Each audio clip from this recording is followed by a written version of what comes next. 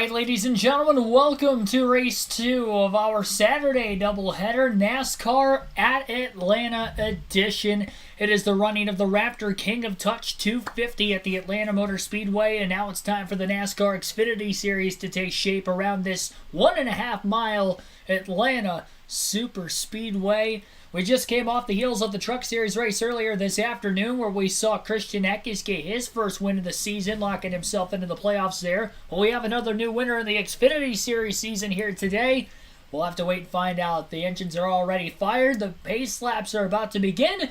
As that is about to go on, let's go through today's starting lineup for the Raptor 250. Sammy Smith, last week's winner for the NASCAR Xfinity Series at Phoenix, is going to be the pole sitter for today's race. Just coming off the heels of his first career win in the Xfinity Series, and his teammate John Hunter Nemechek will start second, who also has a win this year back at Auto Club.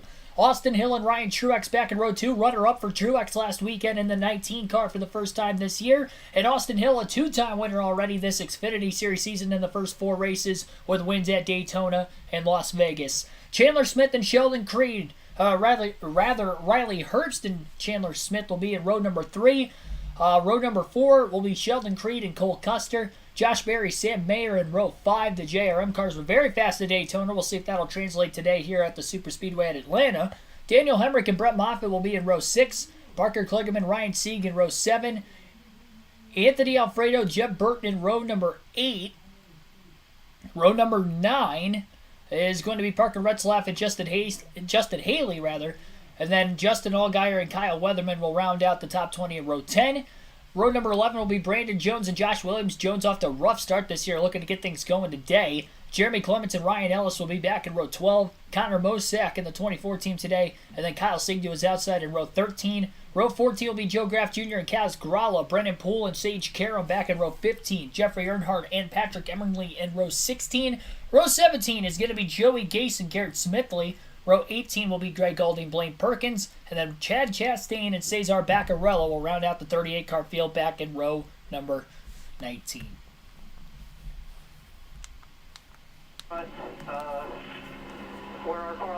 Talking to Austin Hill right now.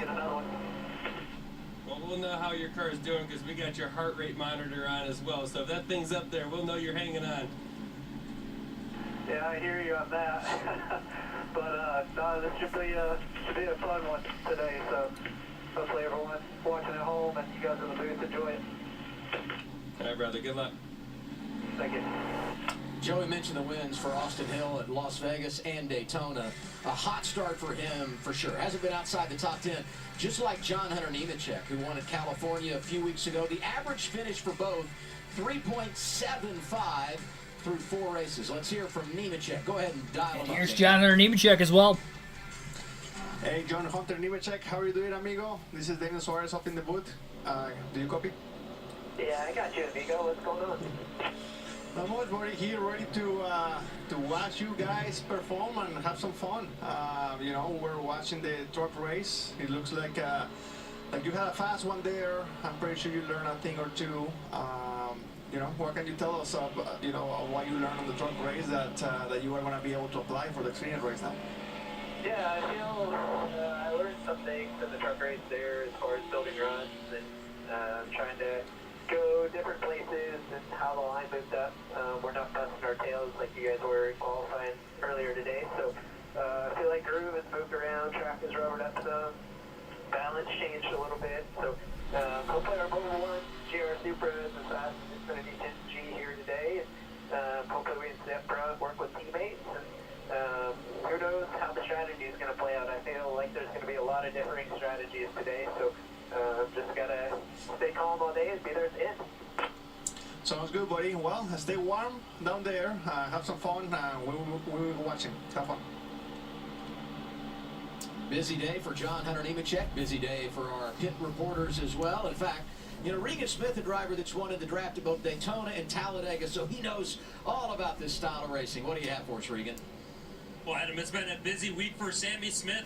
Of course, getting that first career win last week at Phoenix and only his 4th full-time start on the series. I asked him earlier today if that surprised him or not. He said not really. He anticipated that they'd be able to win within the first 6 or 7 races of the season. I asked him what his thoughts were for what's going to happen this afternoon on the track as he leads the field of green. He said, what is the grip of it going to be? That is his biggest concern right now. Crew Chief Jeff Mendrick said, even though we've got that win, we still have a ton of stuff to learn this year. Chemistry being one of them, and learning each other and what moves they're going to make as the season goes on if they're going to go race for a championship. Josh Sims?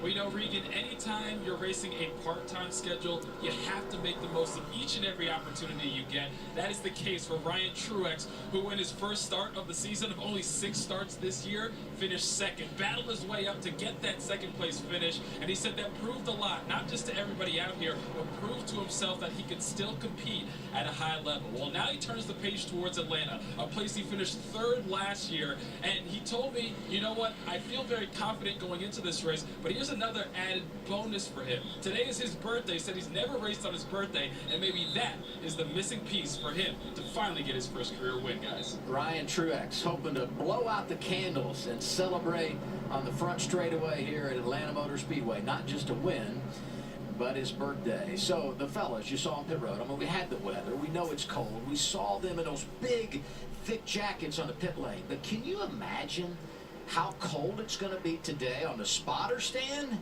And I know Coleman Presley is saying, why did I agree to be the spotter analyst for Atlanta? Coleman, welcome. Stay warm, my friend. Thank you, Adam. I agreed to do it because we're in for a really great racing here today at Atlanta Motor Speedway. Looking back at both races last year here, both races were entirely different. The first race, cool temperatures, a lot more pack racing. We come back here in the summer, a lot more handling come into play. This race, starting here in the afternoon, very cold outside. I suspect a lot of pack racing, and because of that, I'm looking at Austin Hill and his spotter, Derek Nealon, to have a lot of success today. Derek's coming off a runner-up finish in the Truck Series race earlier today. I spoke with him. He has a lot of confidence. He's going to use this first stage to see how the racing's playing out, work on his choose, and then go from there and be ready to attack at the end of the race. You know, Coleman brings something up there talking about the choose, and there's going to be a lot of conversation between these drivers and their spotters, no doubt about that today. What role one do you want your spotter to play in the choose, and how big of a factor could that be as we go throughout the day as you take a look at our race analysis? Well, I mean, the choose is going to evolve, right? As drivers figure out what lane's working, what lane works for their own car as well. And so you got to kind of take into consideration as the race goes that my car might be better on the bottom. Maybe I can pull the lane around. Maybe I have a fast car and I can make that happen. Or I don't have a fast car and maybe I need to play it safe and take the top lane. I think it all depends. And then it also depends on just, in general, how the race is going, right? We saw the truck race earlier today where there was 7 or 8 cars that would take the top lane before someone would take the bottom. It was like, oh my goodness, right? So, and then at the end of the race, the bottom ended up working out pretty well. So I think it's going to evolve and change, and it's a spotter's job to be able to see all that and relay that information to the driver to make the best choices when it comes to the choose. We saw the race analysis. We really don't anticipate there will be any scheduled green flag pit stops today, but we've added a lap so the drivers can one more time make a run down pit road and make sure they have all their settings, because pit road entry here totally different than what it's ever been. Because we're in the draft and for safety purposes, NASCAR has put pit road entry at turn 3 rather than off at turn 4. I don't know how much impact it's going to have today. Could be a game changer for you guys tomorrow. Absolutely. Well, what it does is pit road got way longer, a lot longer. Here you're going to see it. Entering all the way back in turn 3. Now, the reason for doing this is if someone had to make a green flag pit stop, there was no area to decel before you got on the pit road. So you'd be decelling in the middle of the pack and most likely cause a huge crash. So NASCAR recognized this, worked with the drivers. This is the best option we can come up with. Entering down there, it does make pit road a lot longer. So if you have to make a green flag stop and you have a penalty, oh no, amigo, you're in trouble. You're a couple laps down to serve that one. Hey, we talked about Sammy Smith and all the success winning last week in Phoenix. There's another Smith that is a rookie that's been impressive. Chandler, 3 consecutive top 5, starting 6 today. All right, boys. Another weekend to have an opportunity to go do our best. I appreciate all you guys for the hard work. Get back on the East Coast, get the swing of things over here. Thank you for that crew on the West Coast. Continue the momentum. And we're not just back on the East Coast. We're near his hometown of Talking Rock, Georgia. One of 5 drivers racing today that would celebrate a victory at home if they're able to get that checkered flag. I'll get the one to go signal this time by 40 laps in each of the first two stages of today's race. 83 laps in the final stage, and that will make up our scheduled distance of 163 laps for 251 miles. Pit road speed 45 miles per hour, in the fuel window for the Xfinity Series at Atlanta, a lot longer than what it was in the Truck Series. Expected window 72 to 75 laps, so they may be able to make it on that final stage without having to pit. It'll be borderline for sure when they pit during the stage break at the end of stage 2 to top off, but it'll be interesting to watch if we don't get any yellows in that final stage. But they have gotten the one to go signal. They mentioned it was a lot cooler today, and yes, it is at the Atlanta Motor Speedway. 53 degrees is the air temp for today during the truck race. Same for the Xfinity side. And it's only going to get cooler as we get closer to the nighttime hours. Of course, the race next at Atlanta Motor Speedway in the summer will be under the lights for both the Xfinity and the Cup Series. Truck only came here today. They will not be here in the summer. Jim Troyer, Mark Witkowski, Kenneth Clark, Regine Huddleston, Samuel Sanders, Patty and Rumdy Creations, Uncle Car Guy, Patrick Shadley, Doran Davis, and others. Welcome into the stream, everybody. Tim Brown, welcome as well. About 70 people watching. Be sure to like, subscribe for more daily NASCAR content. Our second of 3 races this weekend and second of 2 on this Saturday afternoon in March.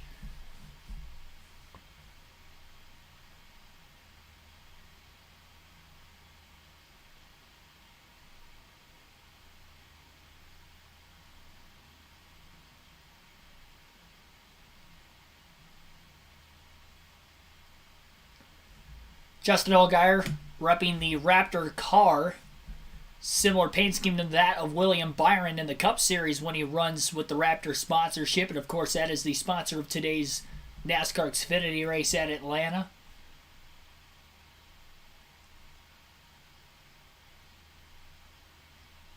A lot of scrape marks on that outside wall at turns 3 and 4. Seeing the in-car cam of John Hunter Nemechek on the parade lap. Pace cars on pit road. Sammy Smith elects the outside lane as the control car for the start. Green flag is in the air, and the Xfinity Series is racing at Atlanta.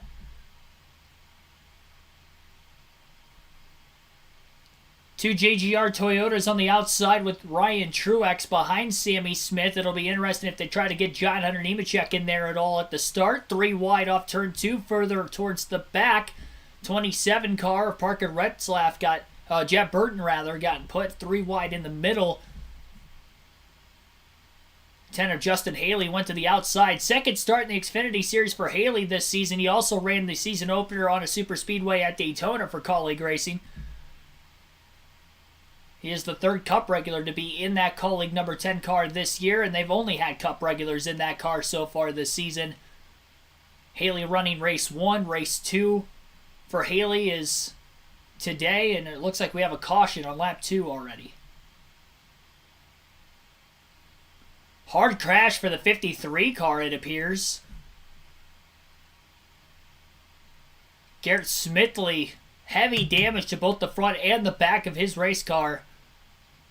Did not see the wreck, but the caution flag was out on lap 2 after John Hunter Nemechek led the opening lap of the race. He is climbing out of his car under his own power. Looked like he got turned middle of the front stretch and hit hard, head on, into the outside wall.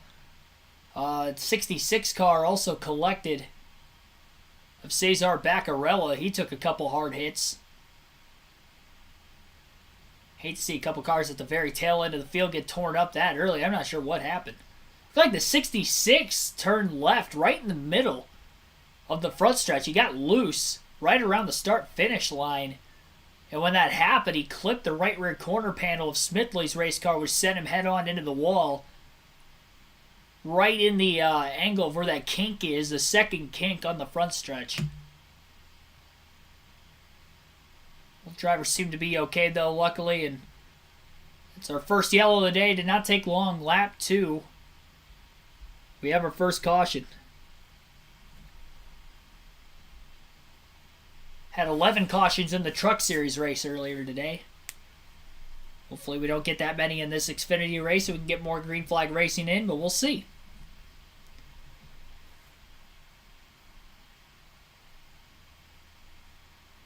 Top 5 didn't really change much. John Hunter Nemechek still the race leader. Sammy Smith in second. Ryan Truex third. Austin Hill fourth. And Chandler Smith is fifth right now.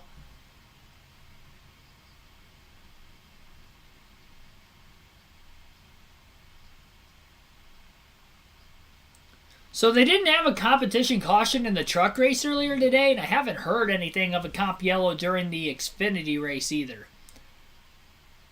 So I don't know. Usually you would see a competition caution in that situation, but we did not get one in the truck race.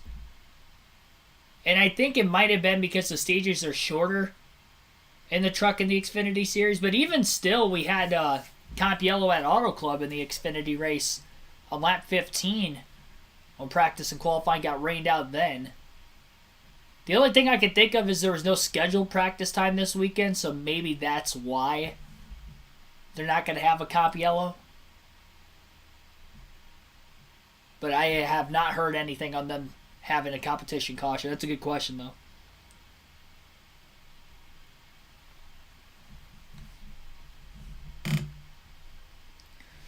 So again, 2 cars taken out at the rear of the field. Cesar Baccarella and Joey Gase in that 53 car, by the way. Garrett Smithley, his name was on the race car, but Joey Gase is actually the driver, it appears. Maybe they had a driver change late in the week.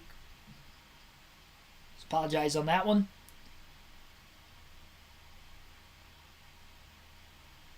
Both will be out of the race from that accident. Again, Baccarella got loose in the middle of the front stretch right at the start-finish line. Didn't have any help from behind, no push. He just got sideways. And maybe something broke on the car that caused him to turn straight left like he did. But he definitely got completely sideways, turned left into the 53 of Gase, sent him head-on into the wall.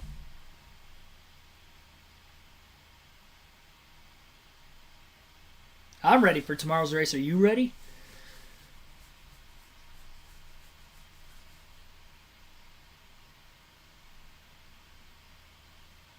Top yellow unnecessary, just another stage, different name. I mean, it's necessary when practice gets rained out just because it gives the teams a chance to try to make adjustments early in the race. I mean, NASCAR's always had competition cautions whenever they have no practice or qualifying time before the race. Make sure everything is firing off right.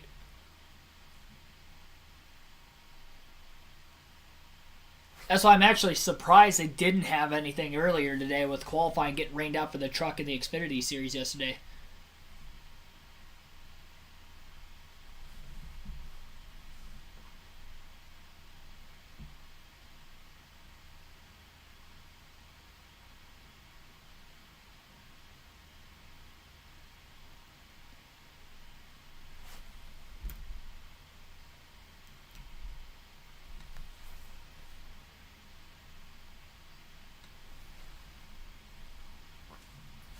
So one full green flag lap in before that yellow. We're on lap 5 still during the caution as of right now. It's like there's a little bit of damage on the front of the 9 car of Brandon Jones. And he is coming into the pits right now as well, so definitely some damage. And what a rough start to the year it's been for Brandon.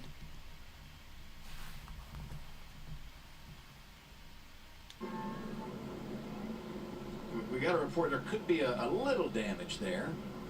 Been a tough start for the driver from right here in Atlanta as he's made that move over to Junior Motorsports. You can see the nose was knocked in there a little bit. You know, there's going to be a lot of bumping and shoving going on, but that's a fair amount of damage. Yeah, you can see how the left front is a little split. The hood, I think that gap in the hood is what I'd probably be the most nervous about. They'll probably throw some bare bond on that. Here he is, Josh. Yeah, and what you guys were talking about, exactly the problem for the 9 of Brandon Jones. Got some damage on the front nose off the start of that race. They were debating whether or not to come in, and when the caution came out, they're like, let's come in, let's fix that. It's early in the race, so we have time to make it up, but they wanted to make sure they get that damage fixed out good, so he's good to go after this, guys. Yeah, it's a good time to take care of it. Early caution, plenty of opportunity to rebound. And I mentioned the fact that it's not been the move that Brandon Jones wanted, the success out of the gates that he would have hoped for. You compare the 9 in 2023 versus what Noah Gragson was doing driving that vehicle out of the gates last year. Totally different. But Brandon has had a lot of bad luck. And I was talking to his crew chief, Jason Burdett, in the garage yesterday, and he said, you know what? We feel great about where we are. Things have not gone our way. Some of it with self-inflicted wounds. Some of it are things that just have been out of our control. But he's got so much confidence in Brandon. And I will tell you, Brandon is a driver that you just root for. This team believes in him. And maybe today, but if not today, in the near future, you'd love to see him get things turned around as they patch up that number 9 Chevrolet. Yeah, I think that stat might not be fair to look at quite yet. Noah raced at that team for a few years. They had that chemistry built up. Give him a chance. It's still early in the season. Yeah, I totally agree with Joey. The crew chief is different. Who knows what else in the team is different. So it's still pretty early. It's still pretty early in the season. I know Brandon is putting the work. I see him a few days a week, and he's training. He's putting the work, and I'm sure that he's going to be able to turn things around. Let's listen in on 16 Team Radio, Chandler Smith. These cars, it's harder to make pull on a line and make moves with this package compared to a truck race. Yeah, for sure. It doesn't have that. It's not punching as big a hole as like a truck would. So when you got that run and pull out, you kind of keep more momentum. Then these things kind of stall out a lot easier. We'll see what the bottom does here, but I feel like the top's going to roll for sure. Well, what I really think happened, I think the racetrack's great gave up so much grip from last year to now that it makes everybody edgy, and I think you just run the top just to have the handle, This is all. That was team communications with Cole Custer and his team. They will be going green this time by.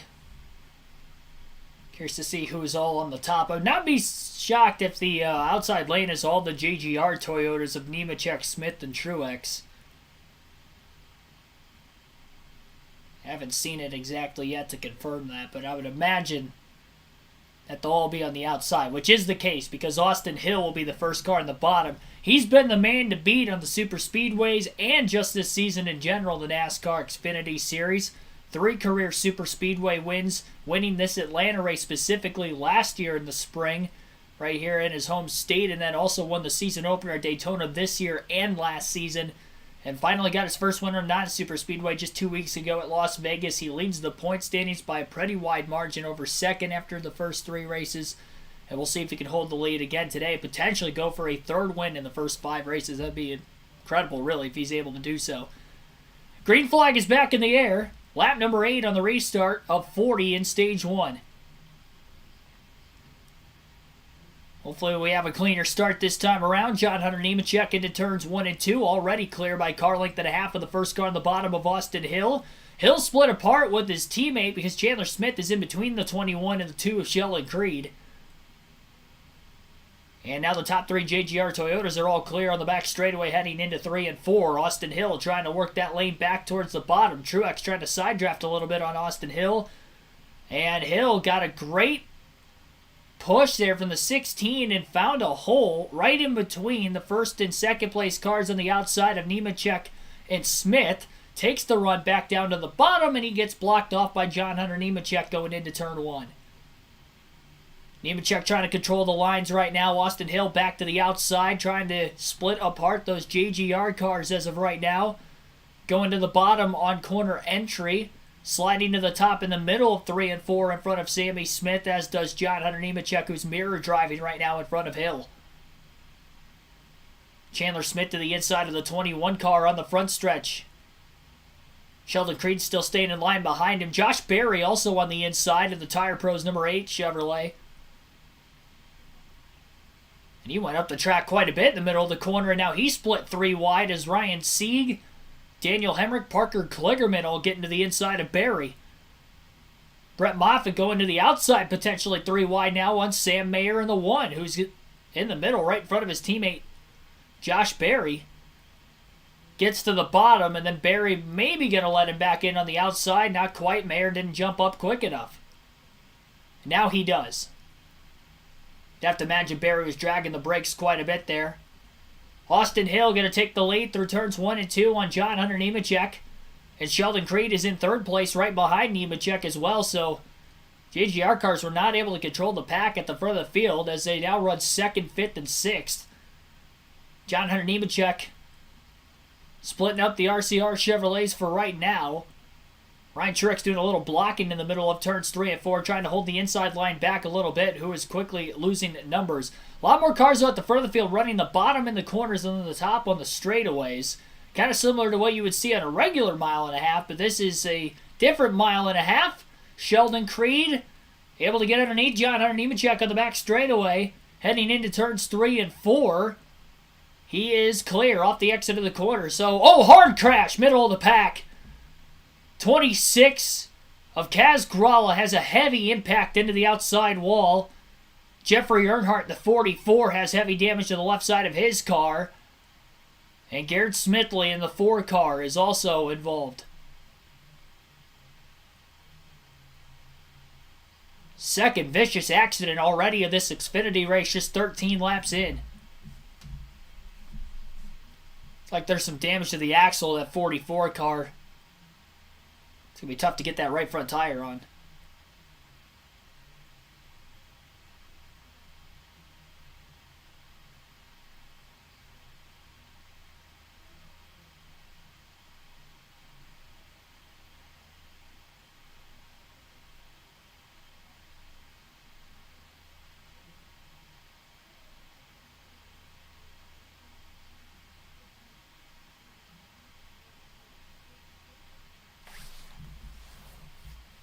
Haven't seen a replay of the accident yet, but a lot of damage to all 3 of those race cars involved.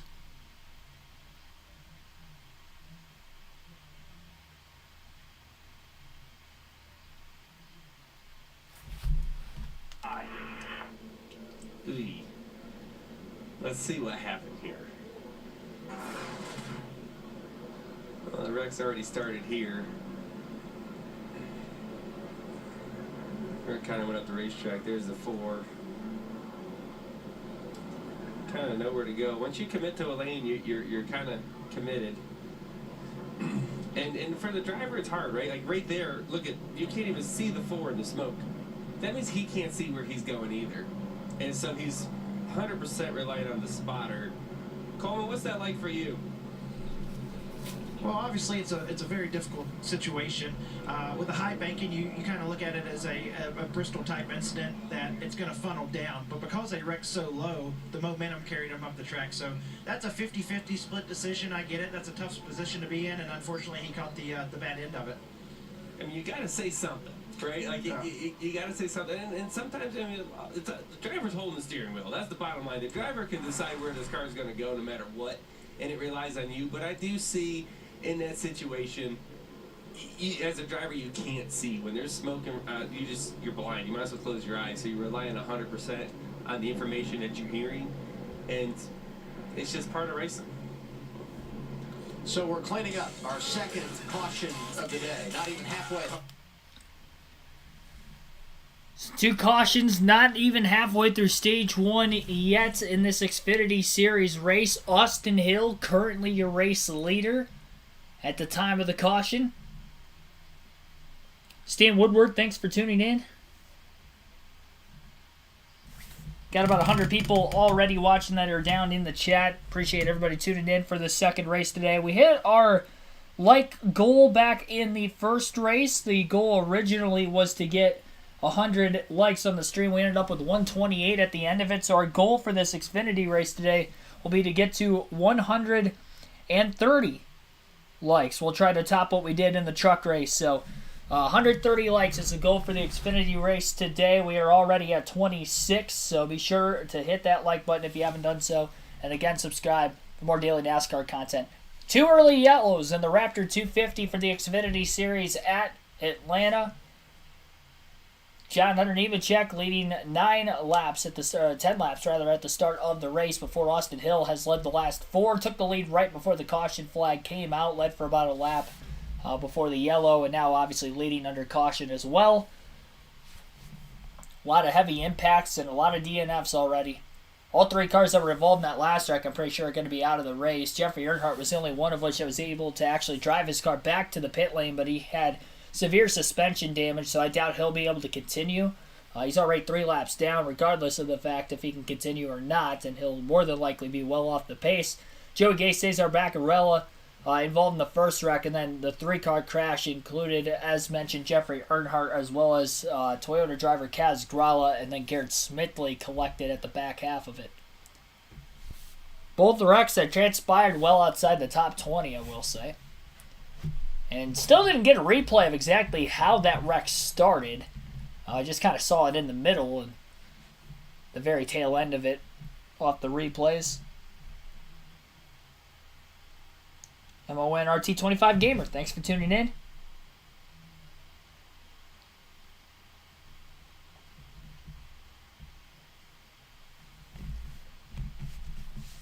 Cup Series coverage tomorrow begins at 2:30 p.m. Eastern Standard Time right here on the channel for the Cup race, the Ambetter 400, Ambetter Health 400 at the Atlanta Motor Speedway for the Cup side.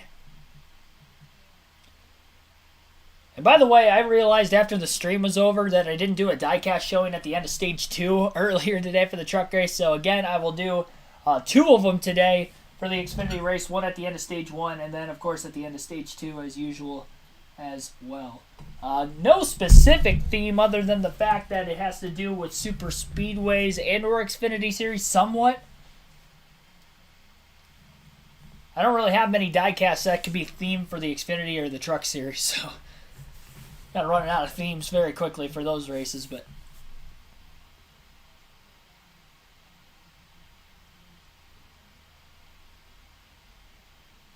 we will get that showing off here. And I mentioned that because we are already about 25 laps away from the end of Stage 1. Be much closer to the end if we haven't had these yellows, but a couple cautions plaguing the start of this race. Again, we had 11 yellows in the truck race earlier today, and that was only scheduled to be 135 laps. 208 miles, went into overtime, went 2 laps longer. And we were able to get the finish in. Race ended under yellow during the first caution or first overtime attempt.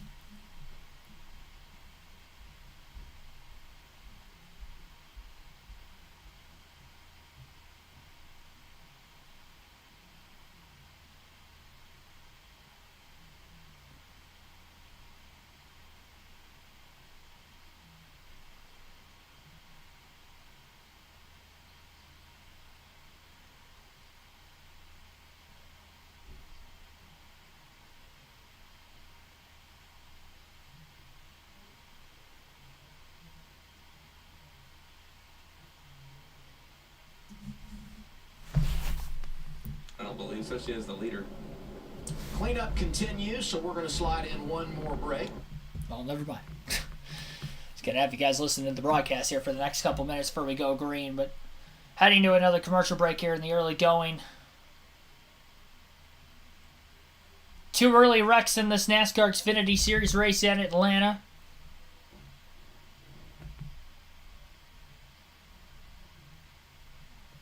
I showed a fan in the stands that had a box of moon pies.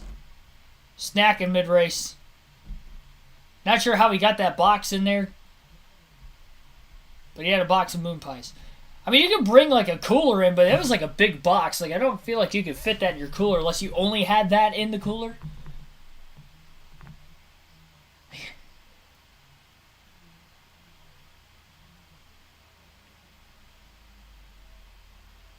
Screwed the fluid, it's the drinks. Just bring in those box of moon pies. Keep them warm in the stands. The cooler temperatures. Robert Goodrich, thanks for tuning in.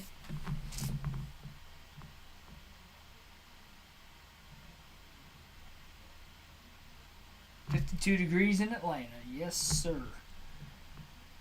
Definitely cooler. I'm not sure what the temperature is supposed to be tomorrow for the Cup race. I don't know if it's supposed to be cool all weekend or if it was just today. I'm about to check, actually. We're under caution. It's warmer than what it is in my house. It's only 23 here. Wind chill is 8 degrees. I swear, I'm waiting for spring.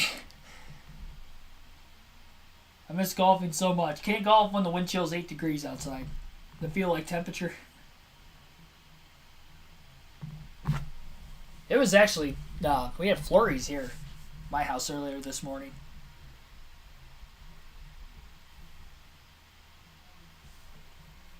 Hampton, Georgia. 51 degrees. Feels like 49 currently at the Atlanta Motor Speedway. Tomorrow it's supposed to be a cool 48 degrees, so even cooler tomorrow during the Cup race. A lot of the racetracks that NASCAR's gone to in these early weeks of the season have been very cold. Las Vegas was below 60. Auto Club was in the high 40s. And it looks like it's going to be in the high 40s again for the Atlanta Cup race tomorrow, too. So hopefully it'll be warmer when I go to COTA next week. I'll tell you that much. Should be. I'm about to check that real quick just to make sure, too.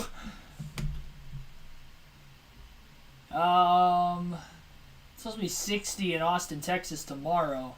Oh, yeah, it's going to be much warmer at COTA next week. It's supposed to be 81 on Saturday and 83 on Sunday next week. It'll be much warmer at COTA. Thank God I can actually golf next weekend. I'm on the road.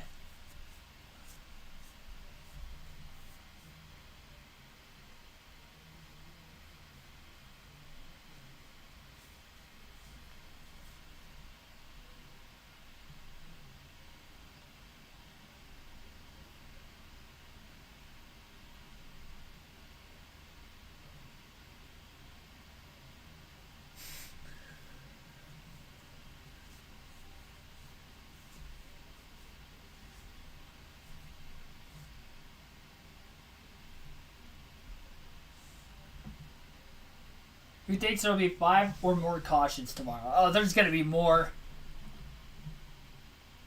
Don't hate on the moon pie smuggler. Hey, I'm not hating on him. Just having a little fun.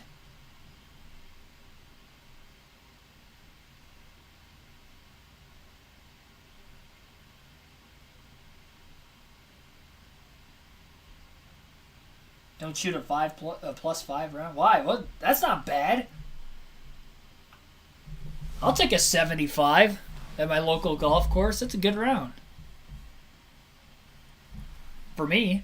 I mean, it's like a... At the end of last year, like the very end of last year, I was playing the best golf I had ever played. And I was just... I didn't hit even par for 18 holes yet. I've done it for 9 holes a handful of times now. But towards the end of last year, I did it like 3... I went below par for 9 holes like 3 times, 4 times. Shot a 71, won over like my third to last round of the year last year before the fall and the cold weather came. I couldn't play anymore. Hopefully I can pick up where I left off. Maybe not going to pick up right away because of having this many months off, but hopefully within the first couple weeks I'll get back to that. Joshua Brady, welcome back. Yeah, this is a long caution for sure. They've had 2 commercial breaks during this caution flag, and we are still under yellow. I wonder if they had to fix the safer barrier potentially after the hard wreck. But if they had to do that, I'm surprised they wouldn't throw a red flag in that situation. But yeah, definitely a long yellow. They have not even gotten the 1 to go signal yet. And the caution originally came out, I believe, at lap 13. It is lap 19 under caution.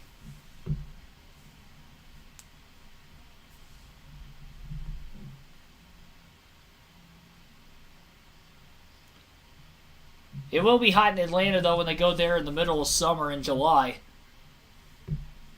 I can already guarantee they're going to be talking about how the temperature is going to be like 30 to 40 degrees warmer at best. Or at least 30 to 40 degrees warmer. What it was here for the spring race this season.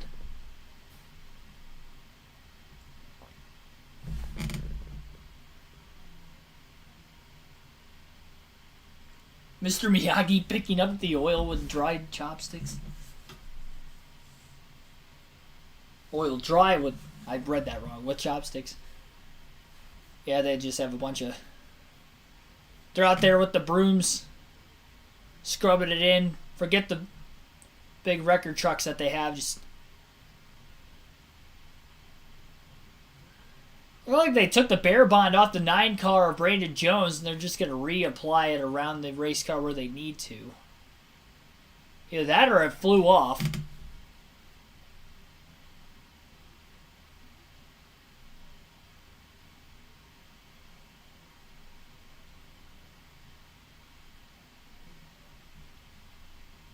All the caution laps, it does help Brandon Jones trying to add that tape.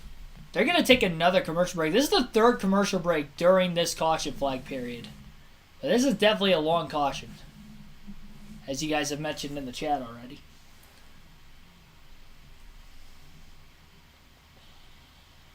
Sitting here waiting it out. It's alright, the stream's not going anywhere.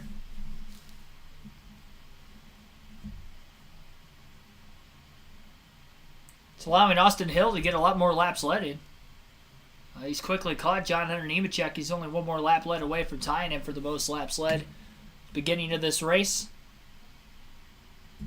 Nemechek leading the first 10, and Austin Hill going to lead the second 10. I mean, he's going to have the most laps led by the time we go green.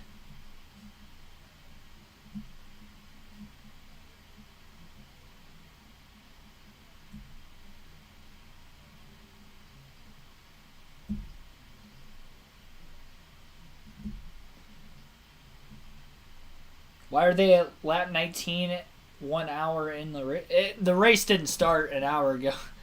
We're 29 minutes in. I will say, though, that 29 minutes to get 20 laps in is quite a long time, but not an hour in. The race start time is when the drop of the green flag. I think people get confused with that for some reason. I don't know why. The scheduled start time was 5, but the truck race ran long, so they didn't get the race started until about 5:30 today. A little bit after 5:30. Eastern Standard Time.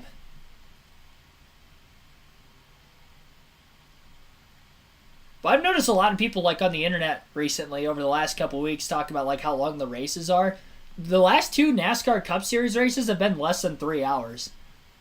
Last week's race at Phoenix timed in at like 2 hours and less than 2 hours 50 minutes, and then I know the race before that at Las Vegas timed in at like just under 3 hours. It was like 2 hours and 53 minutes or something like that. 58 minutes. But yeah, the last 2 races have been less than 3 hours. Not even long races at all. The race start time, technically, when they go with the elapsed time, it's flag to flag. So it's drop of the green flag at the start of the race when the leader crosses the start-finish line to when the leader takes the checkered flag at the end. And that's how they get the average speed, obviously, out of that.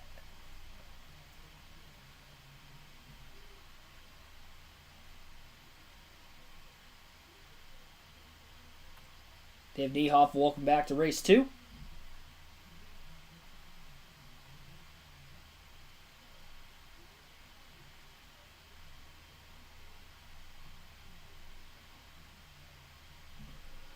Still under yellow.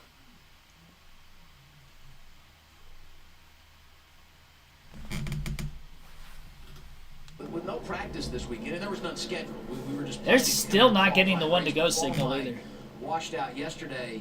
I mean, how hard is it to find a rhythm and get yourself going in a place like Atlanta, given the format of this race now? Yeah, I mean, either way, they weren't going to get the practice. Right. Yep. You're going to get 1 lap of qualifying, maybe, and that was it. But and you don't really learn a whole bunch. It's the same situation we're in tomorrow when the race starts. We're going to be like, well, I don't know what our cars got, so we'll just kind of have to wait and see. And even though we got 1 lap of qualifying in, so these guys are coming in blind. And, we heard some of the drivers talking about maybe the track has a little less grip, has another year on it. I don't know. I don't think any of us knows kind of how the track is weathered and those type of things. But I will say the cars look unstable, and I think that's why they're wadding them up. Austin Hill making some observations, the race leader. Splitting the best, so I'm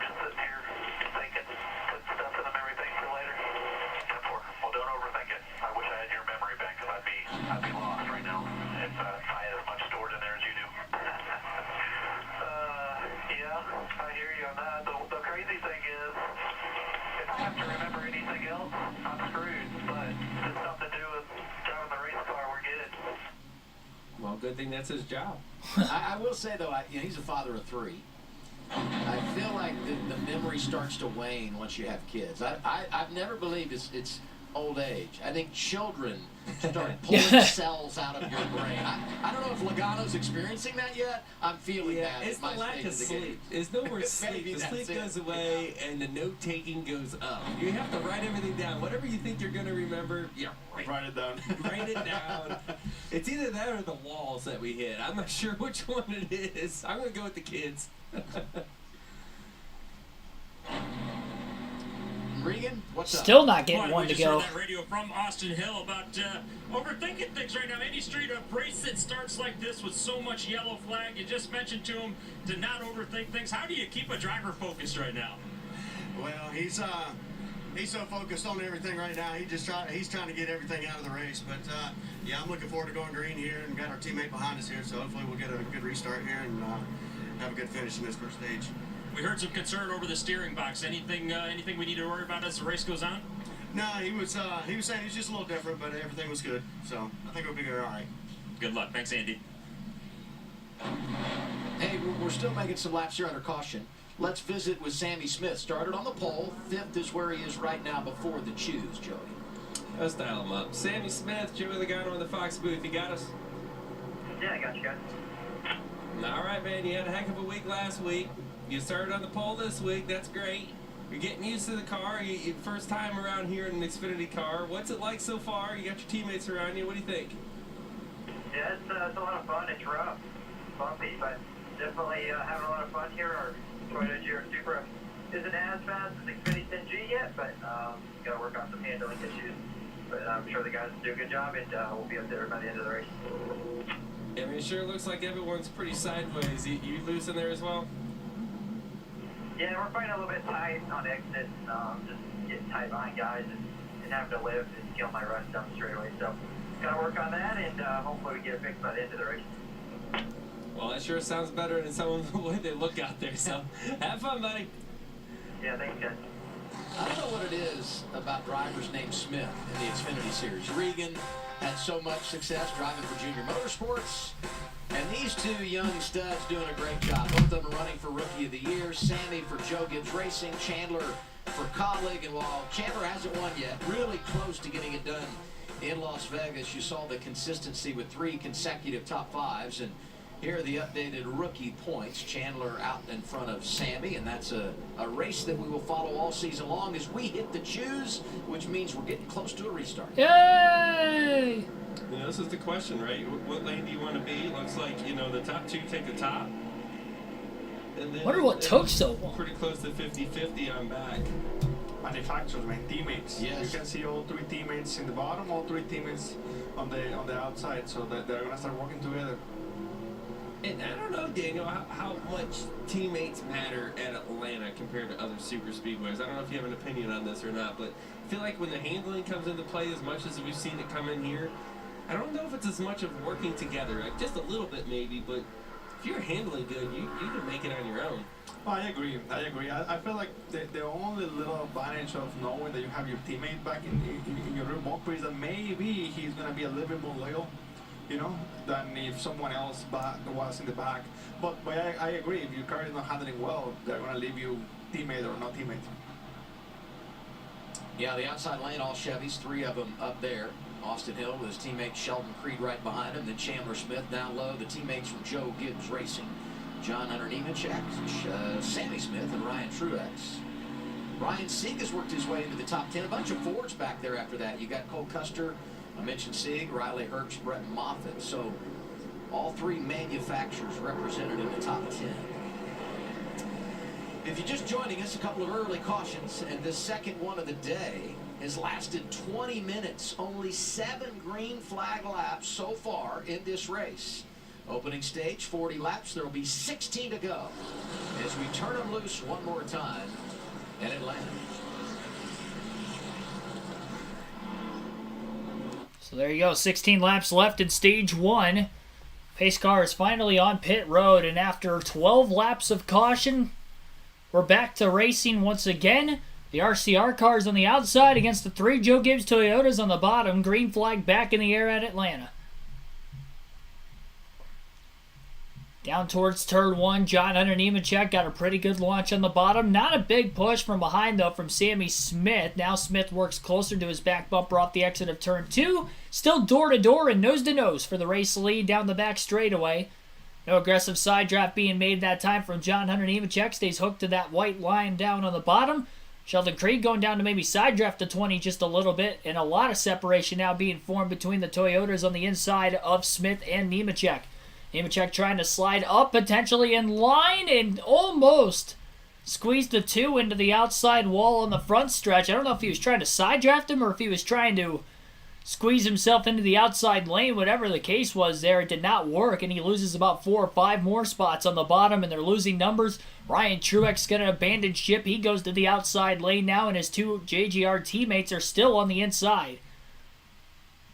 14 laps to go in stage 1. This time by at the start-finish line, Daniel Hemrick slides up in front of his teammate Justin Haley. Haley pulls out a line on his teammate now, and looks like Sammy Smith is going to move to the inside, or the outside rather, right in front of Hemrick.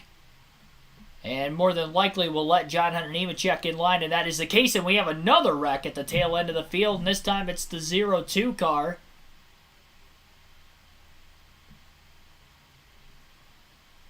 Kyle Weatherman has hit the outside wall pretty hard in turns 1 and 2. Heavy damage to the right side of his race car. Might have blown a right front tire or had something break. So we got 2 more laps in and another caution. It was about 4 laps, actually. It was about 4 laps of green flag racing there before the yellow. Maybe at contact, it was 3. They were 3 wide back where he was. And he was on that 3rd lane up near the wall when he had gotten a bit loose, overcorrected, and into the wall he went. And there didn't seem to be any contact which caused him to get loose, almost like he broke loose on his own. And then overcorrected into the outside wall.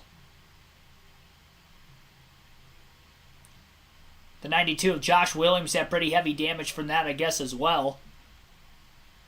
A lot of cars at the tail end of the field bringing out these yellows. All of these crashes have taken place with cars outside the top 20.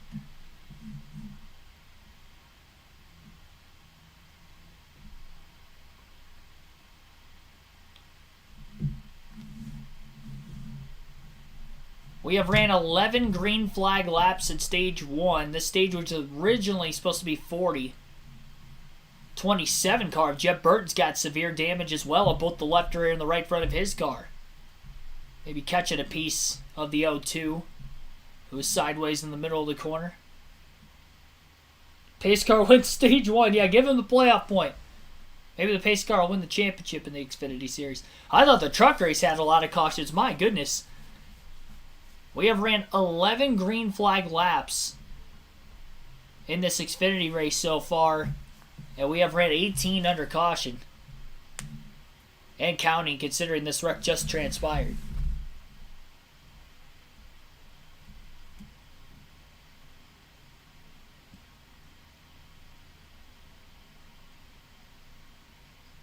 The 02 was in the top 15. Are you sure? I didn't realize he was. Well, he was on the outside of Sage Karam. Karam is in 17th right now. So he was in the top 20.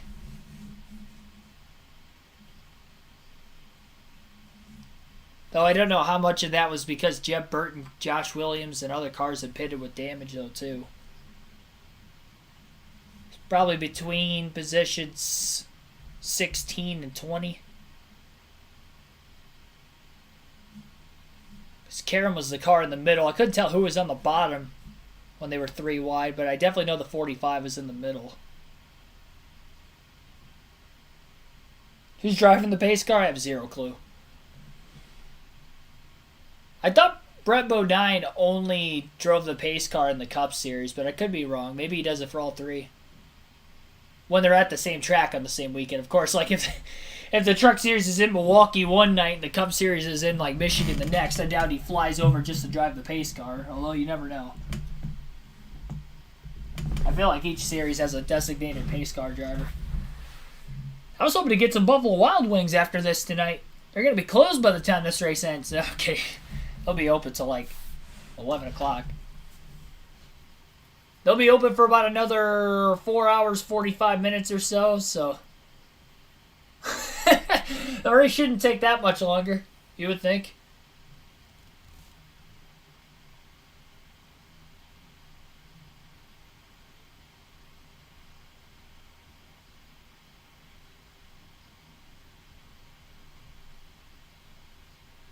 Yeah, Daniel Suarez and Joey Logano are in the booth for the Xfinity race with Adam Alexander.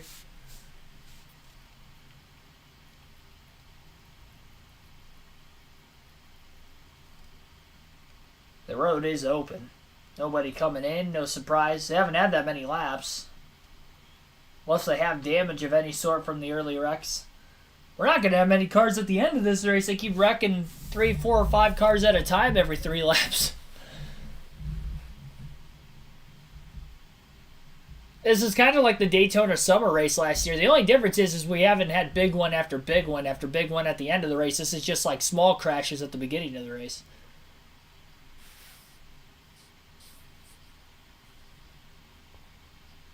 Base car's hooked up.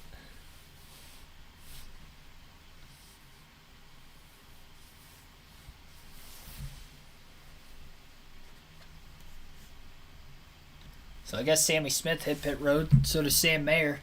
Get 4 tires to see if they can help him out. Sam Mayer's a driver that I want to watch today.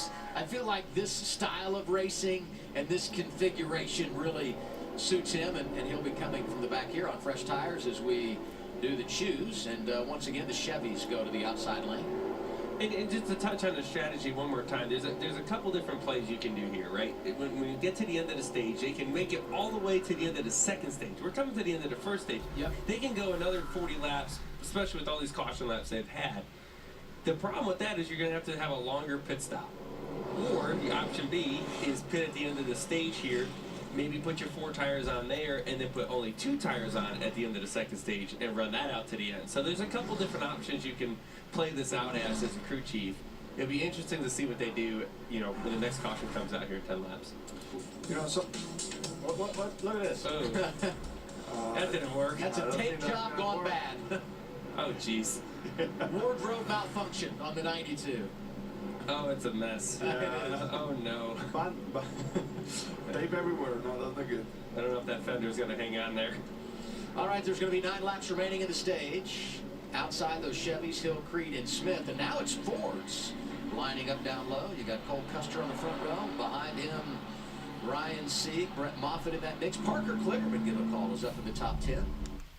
9 laps to go in stage 1. When they go green, Austin Hill, the control car, once again on the restart. He'll be on the outside, no surprise there. And then Cole Custer has moved up to the inside of row 1 for the restart this time. He's got Ryan Sieg in the 39 behind him, who was leading late in this very race a season ago.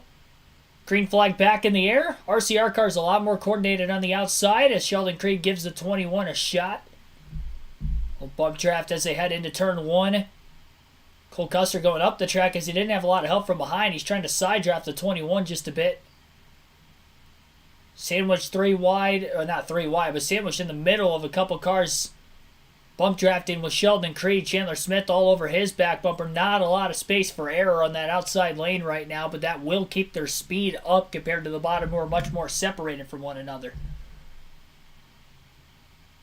And it looks like we're under caution again for debris. Not even a lap in after the restart, we have another caution, and it's for debris. And it's from Josh Williams.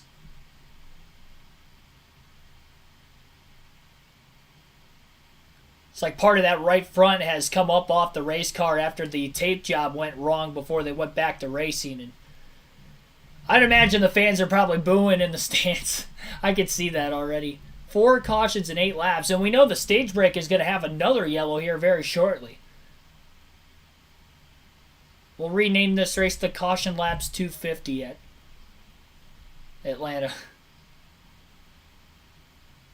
This is going to make this race extremely long. Our average race speed is 69.1 miles per hour right now on a super speedway. Not Martinsville.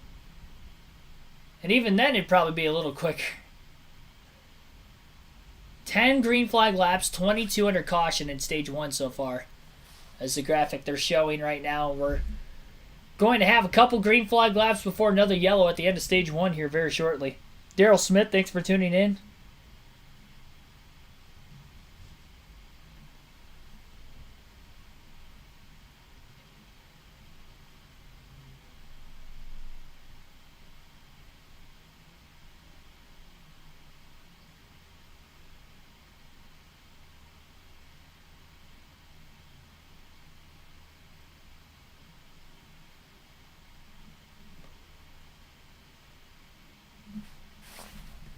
But what's happening? Cole Custer restarted 4th going into the choose the front row. The caution comes out quick. He's running 2nd now. Now we're going to come to the green here with probably 4 to 5 laps to go in this first stage. The risk is not huge to take the bottom. I don't know if necessarily you want to give up a lane, 2 lanes, sometimes 3 lanes. What these guys are doing. The risk isn't huge. Look for a lot of these guys to maybe just take shortest row at this point.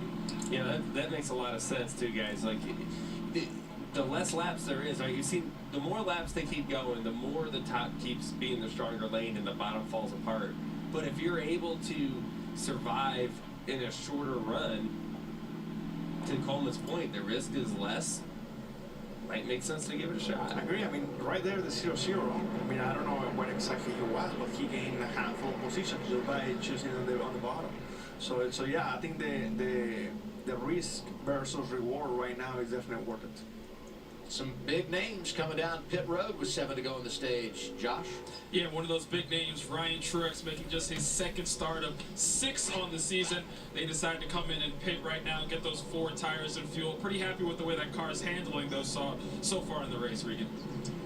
Well, Josh, another car pit. Justin Allgaier not so happy with that car in terms of the way that it's handling. It's been loose, it's been tight, it's been all over the place for him. The biggest issue, though, he's complaining about is he is actually having to lift in turns 3 and 4 right now because of how that car is handling. They're going to choose now to get some adjustments on that race car, hopefully make it a little bit better for later on in this race. Josh Berry, you look at his situation. He's had trouble the last 3 weeks. And each and every time he's overcome the adversity and battled back to finish inside the top 10 on a couple of occasions. He had 5th place finishes, a good indicator of where he might be over the long haul. And likely all these guys are going to be in line to gain some track position at the end of the stage if our front runners decide to come down when we wrap up stage 1. You know, I hope I'm in the building when Ryan Sieg gets his first career victory. I almost saw it happen at Iowa a number of years ago, and William Byron got it. And then a season ago here, you know, Joe, you and Brad and I were up here doing the race, and he nearly got it done. And look at this. Oh, my goodness. Oh, my goodness. Well, we're looking at Ryan Sieg, and he's currently running 4th. But that's Josh Williams, who was asked, as I told you, to go to the garage for extending the caution. The debris came off his car. He has parked his number 92 at the start-finish. Are you kidding me? And he's walking to the garage. Look at this. He's just waving to the crowd. He jumped out of his car and is walking to the garage. What a race. They made him park his car because he extended the caution, like you said. They didn't do a good enough job repairing the front end of it, which was obvious from here that they didn't do a good enough job keeping the tape on it. And then they parked him, and he said, fine, I'll park it right here in the start-finish line. So, you got that bear bond, and because it's so cold, that will just not stick as well in the colder conditions, and it blows off. So, we saw him with it taped up, then we saw it all wrinkled, and then we saw it had disappeared. And then we got the caution for debris. This is a race, I'll tell you what.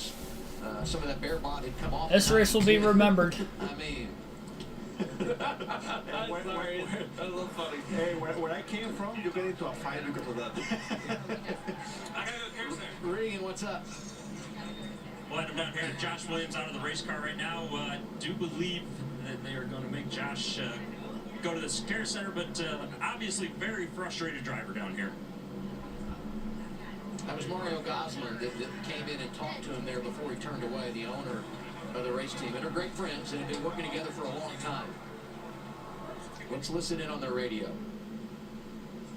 Apparently, if you get in a wreck of any kind and a piece of bear bug falls off you or out of the race because you littered the racetrack, this is some bull, you know what. Never heard of this in my life. You knew whatever you want to hear. I don't know what to tell you, but I'm sorry. Reed Sorensen is his spotter, and Reed was a great driver in the Xfinity Series many, many years ago, and he's from Georgia. And, boy, just when you think you've seen it all. I haven't seen that one yet. That's a new one. That's a good one, too. I stopped short of calling that. I like how chilled out he is. Like, window down, hand out. Yep, I did that. And I asked you guys on race day what's your favorite Atlanta moment, and Joe said, Daniel. We've been talking about it for years. That move right there. He's probably going to be talking to NASCAR about it here later. Favorite Atlanta moment, this one. I was a guessing man.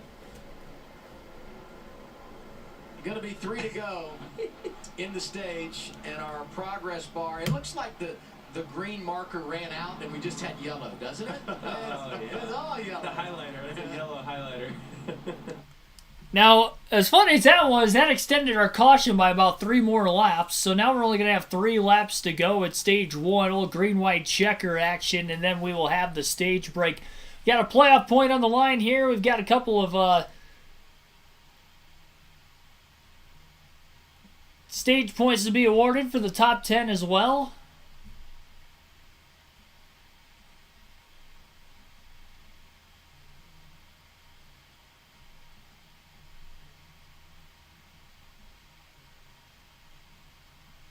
Here we go. Green flag back in the air. Now this is interesting. Both the RCR cars are on the front row. Sheldon Creed on the bottom, Austin Hill on the top. And maybe they're going to try to work to control both lanes so they can finish first and second in this stage. But that's an interesting call by Creed to not go behind his teammate for the restart. Cole Custer going to try to stay as close to the 21 as possible to not let the 2 in. As soon as that happens, he is going to try to side draft Austin Hill, though Hill, being clear, Sheldon Creed moves to the bottom in front of him. Sheldon Creed staying right in line behind Austin Hill.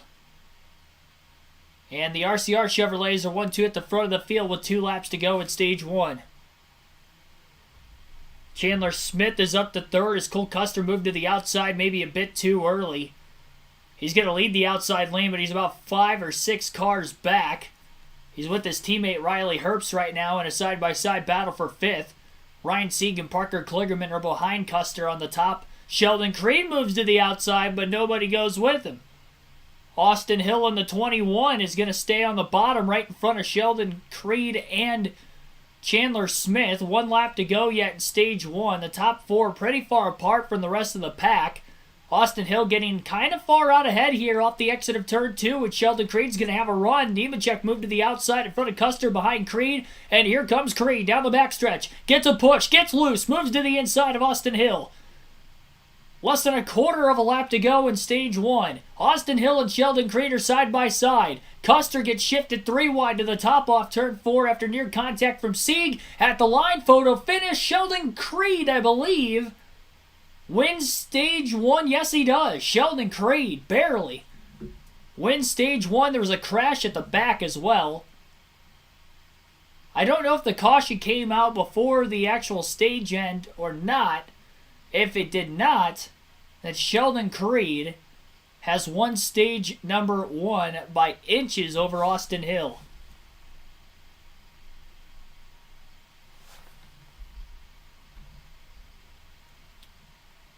Sheldon Creed came into the day 11th in points. This is his first stage win of the year. He had a rough start to the season through the first 3 races. A much better showing last week at Phoenix. And an early start today looking good for him as he wins stage 1 at Atlanta. That was the first lap he has led all race as well.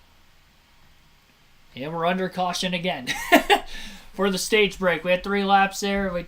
Even if we didn't have the stage yellow, there were 2 cars that crashed at the back of the field again. Looked like Chad Chastain in the 91 And I couldn't tell who was with him when he wrecked, but there were 2 cars that crashed at the back. So even if we didn't have a stage caution, we would have had another wreck there. A few laps in. All the playoff points Austin Hill's already had this year. He almost got another one, was inches away from getting yet another stage win. And another one on a super speedway because he swept the stages at Daytona on top of winning that race.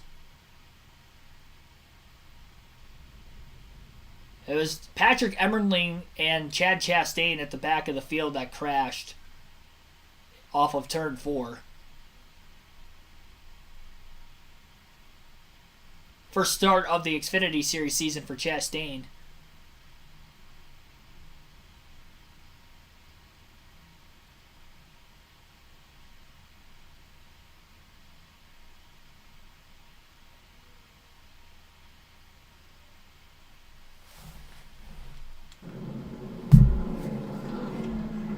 There's 38 cars in the field today, 10 of them. Yeah, turn the cautions off in the settings.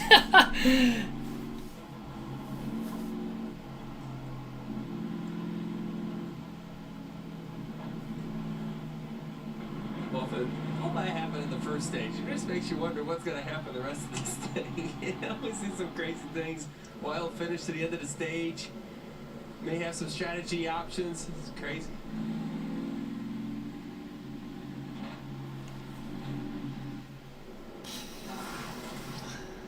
On board with Cole Custer. This is the Ford onboard camera. Last lap of the stage, you get an idea of what these drivers are dealing with in the draft. I mean, you can hear the motor, how he just, all the song just, whoa, he just went faster.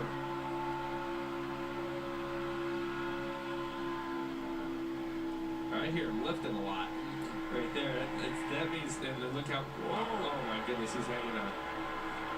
You see him coming by him on both sides here. It's just, I don't believe Cole's car's handling very well. He was hanging on. Did he say thank you right there when he put the hand, or was no, I a believe different that finger?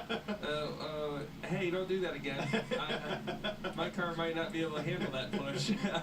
I've always said my favorite type of communication from a driver in a race car is nonverbal. That's Oh yeah, the kind of communication it's so crazy how much we can tell with one hand. You know, we can say thank you. We can say so many ugly things. and I'm pretty sure it's all in the same language for you. It doesn't even, you don't even have to translate those. You know. Yeah, it's so funny because it doesn't matter if you speak Spanish, English, Portuguese. It doesn't matter. One hand can say it all. I want to follow up on the Josh Williams situation. He did go to the Infield Care Center. He's been released. NASCAR wished him away. We did not get an interview. We hate that, but Josh didn't decline. NASCAR just had some other plans for him, and a story that we will continue to follow if there's anything further to report today. Huh. You know, that's like the guy that stole the cop car, and I mean, it seems like it's the craziest idea, but he'll be telling the story the rest of his life. Josh Williams, I mean, analyzing that, probably not the best decision, but boy, will he be telling the story the rest of his life. Absolutely. Hey, a lot of takers, man. I'm actually very surprised on this. I mean, we were all talking about how they can make it all the way to the end of stage 2, and I mean, the entire top 10 made it to pit road.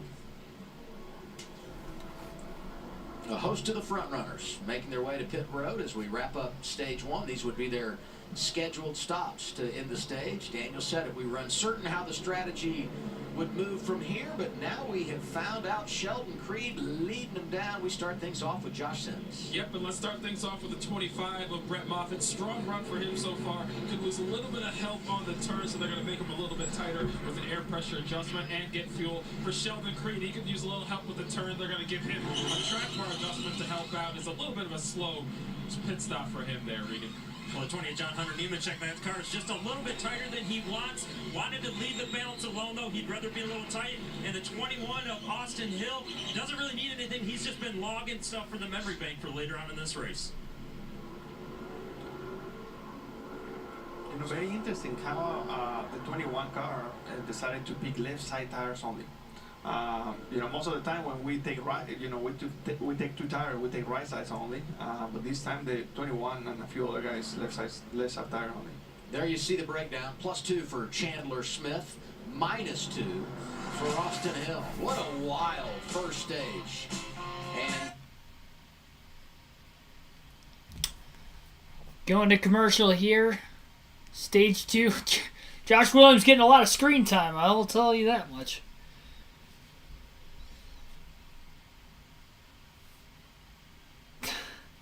Justin Haley is the race leader. He was the first car of which that stayed out of the pits during the stage break. And for everybody that hit pit road, Sheldon Creed won the race out of the pits, and he'll be in 11th on the restart, it appears.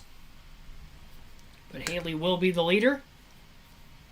Super Speedway ace in his own right in the NASCAR Xfinity Series.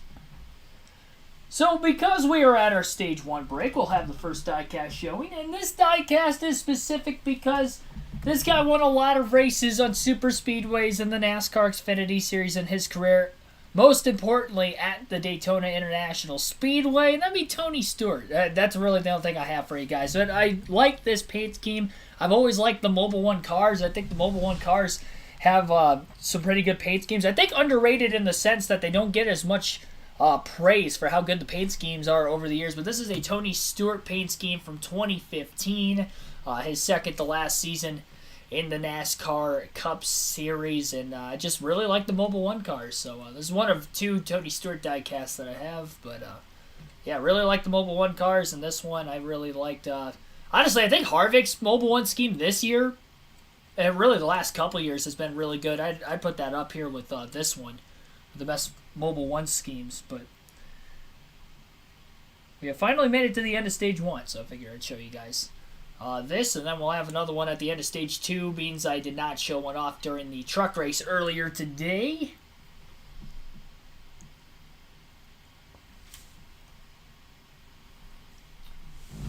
Pull up the Stage 1 results real quick for you guys. I did not tell you what they were, other than the fact that we know Sheldon Creed won Stage number 1, and Austin Hill ended up second.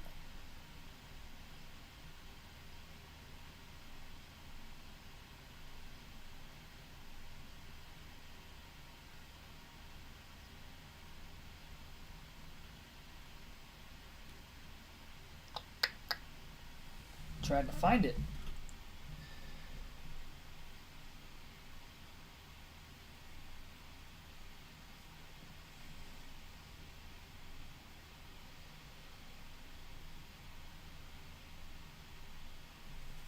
I wonder if NASCAR's still trying to sort it out, because I can't find it anywhere.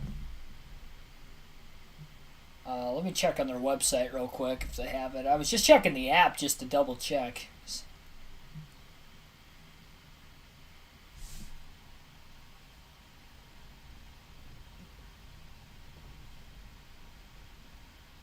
Easy Network, thanks for tuning in.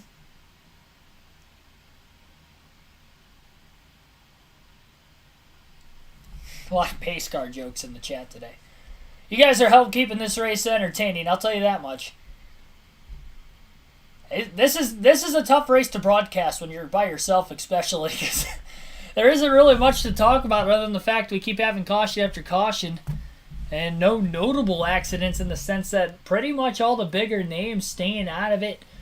No drama at the front of the field. Everything's really been happening mid-pack on back. A lot of back markers have gotten into early wrecks. I guess the biggest talking point was Josh Williams parking his car in the middle of the front stretch and walking to the infield under caution after getting black flagged by NASCAR.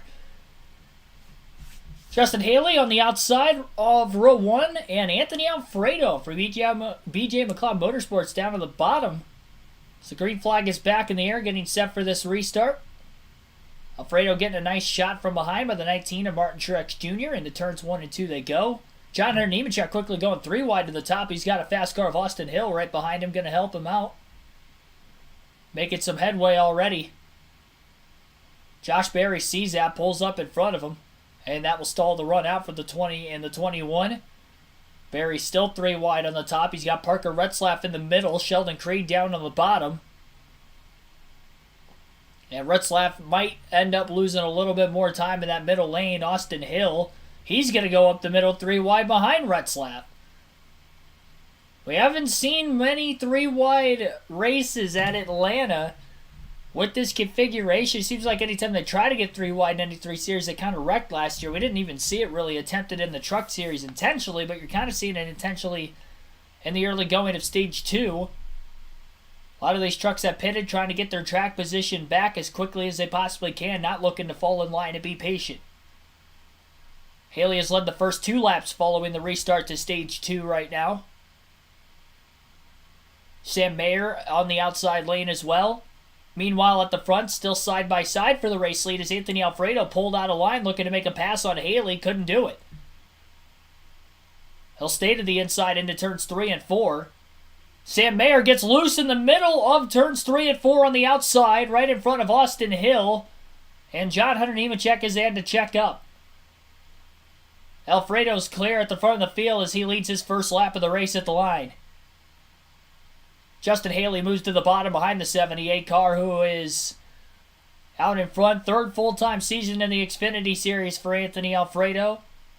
Ran a season in Cup somewhere in there as well for the 38 for Front Row Motorsports before Todd Gilliland took over that car last year.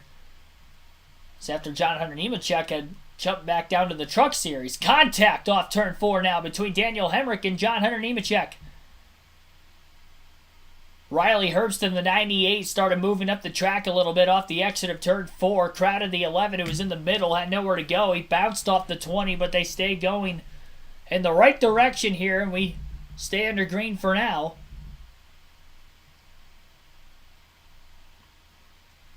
Hemrick gonna move down to the bottom in front of Riley Herbst. Finally had a lane open for him. Herbst moves to the top in front of Sammy Smith. All that battling going on right around 16th place. Ryan Truex and Brandon Jones trying to work the top and the bottom lanes right now, while the top 2 at the front of the field kind of keeping a little bit of separation on the rest of the pack behind them.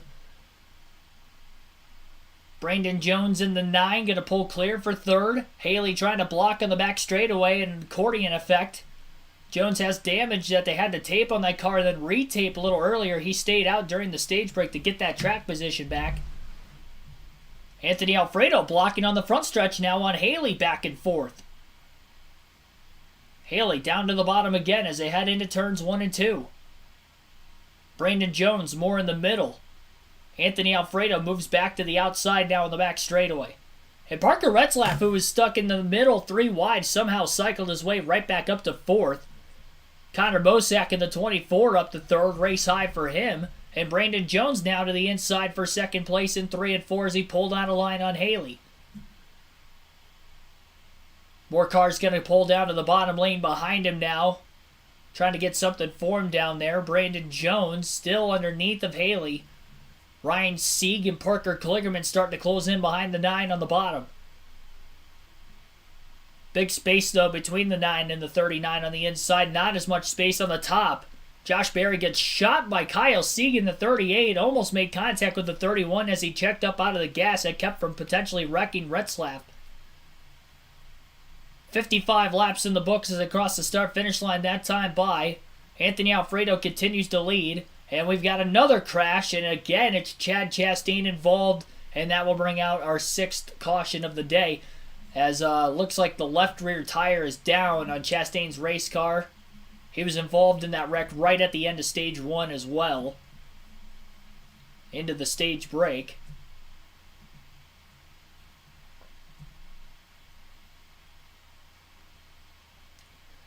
Not sure if the flat left rear tire was the cause of the spin, or if that was the aftermath of the spin for blocking it down. The right front tire is also down on that 91 car. And the tire definitely went flat early because he had lost control on the backstretch well before getting into turn 3. So the left rear was flat first, and then I think the right front blew after he had locked the brakes up. But never hit the wall, though, so he should be able to continue still. Maybe a lot of splitter damage. Fender damage on the left rear from the tire being blown out, but no actual contact with the wall.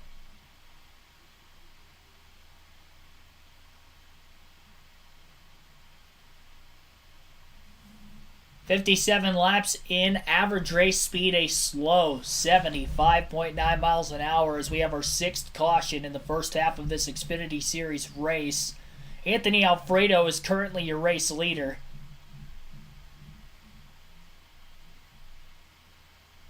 Brandon Jones is in 2nd place, Justin Haley in 3rd, Ryan Sieg in 4th, and then Connor Mosack rounds out your top 5.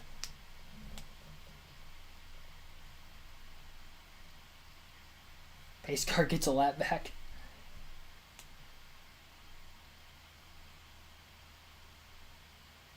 The fastest speed today? I'm not sure what like top speed is, but I know the fastest lap time for the Xfinity Series. Fastest average speed I've seen maybe 177.340 from Ryan Sieg. No, Cole Custer had a faster time of a 178.183. And I think that's the fastest time. So Cole Custer had 178 miles an hour, fastest average lap speed at Atlanta in this race. And that lap time itself was a 31.114. In the draft, Evan Stevens, thanks for watching as well. Just over 100 people watching. Appreciate everybody tuning in. Kind of a snooze fest in the sense that there's been a lot of cautions in this race today. For the NASCAR Xfinity Series, I was hoping for a better show than the truck race because it seemed like there wasn't really much racing in the truck series because of all the cautions, and we're seeing kind of a similar thing, maybe even more so in the Xfinity race than what it was in the truck race. Kind of feel bad for the people in the stands watching this back. I mean, it's still better to watch it from the grandstands than from your own house, even if it is a race like this. So, but to see that back to back though, hopefully the Cup race is better tomorrow. March Madness bracket is like a scrap metal pile. Well, how's Princeton doing right now? Are they winning? I haven't taken a look at the score since the stream started. 1 hour, 15 minutes into this race already, not even halfway. This Xfinity Series race might... I mean, we're pacing to have this Xfinity race go over 2.5 hours. That's about the length of a Cup race. That's how long this Xfinity race is pacing to be just because of all the yellows. Wow, Princeton's up by 14. I mean, they're still in the first half, but that's unbelievable. I mean, I would have had Arizona winning that game in my bracket, but I do have Missouri on my bet today, though. So for that reason, I have to root for Missouri.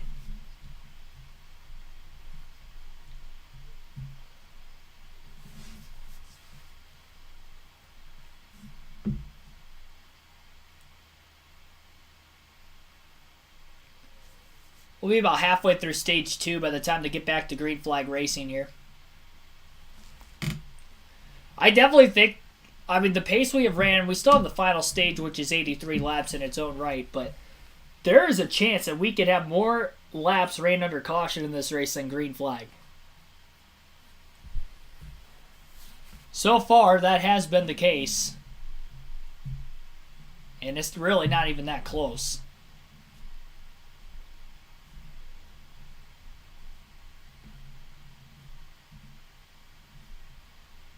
Black flag for blocking. That's not Formula 1. 6 yellows. It feels like we've had more cautions than 6 in the first 59 laps, which is still obviously quite a bit, but a lot of it is just the length of the caution laps. 10 laps in between caution 1 and caution 2. That's not counting the caution laps between them, obviously. Then 15 laps between that, and then 5 laps between 3 and 4, and then 8 laps between 4 and 5, and 16 between the last two. That's just the timing of the caution, what lap the cautions took place. It's not even counting the caution laps in between them. That has been taking place, of course. Brandon Jones will be the car on the inside of row 1 for the restart. I believe he was in 3rd or 4th when the caution flag came out. Anthony Alfredo and Ryan Sieg will be the 2 cars on the outside. Justin Haley down on the bottom below the 9. So it does seem like the bottom lane exists. I just think in the truck series they weren't patient enough to want to ride on the bottom and didn't have the number of trucks there, and that's why the outside seemed to be more overpowering. But as we saw in the final stage of that race, at least a couple of the KBM Chevrolets of Nick Sanchez and Jack Wood were able to get their runs on the bottom and lead their way to the front. Sanchez almost winning that race, was in the lead when they went to overtime but couldn't hold on to the finish, as it was actually Christian Eckes in the 19 truck who ended up getting the win.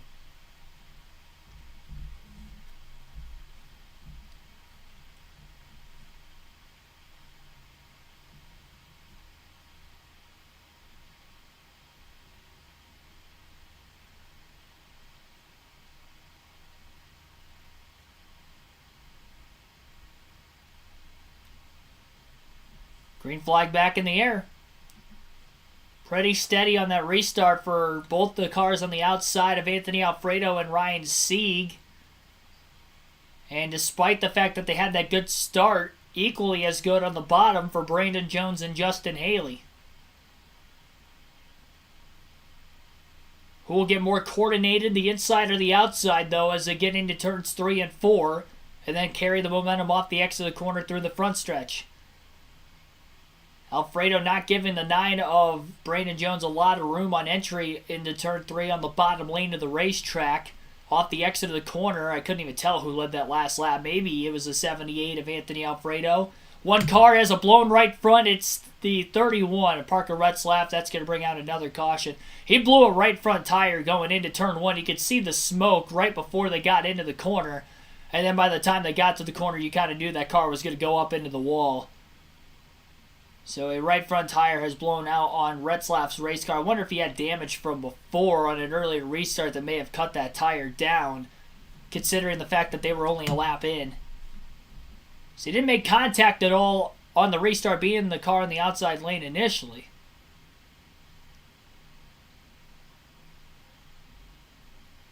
Luckily, he was on the outside lane already when the right front had given out on him.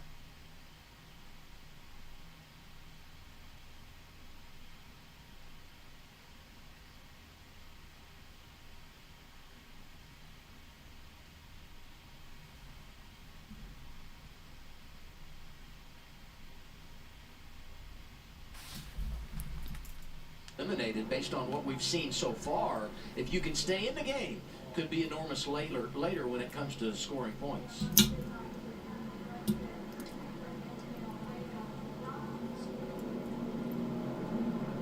Did you ever hear me about the car? Do you need to tighten up anymore? Oh, it feels good out front. I think since that magical track bar went down, it's woke that thing up. I think it's all driver. Got the portion of both. Magical track bar. I need one of those for tomorrow. Yeah. We don't even have one of those anymore, but No, the magical part. the magic one, magic something. Yeah.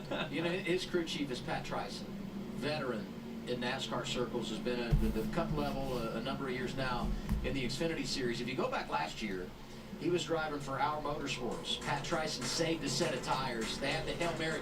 He nearly won there. Could today be the day for the other AA, Anthony Alfredo? Going to a full screen commercial break here on FS1.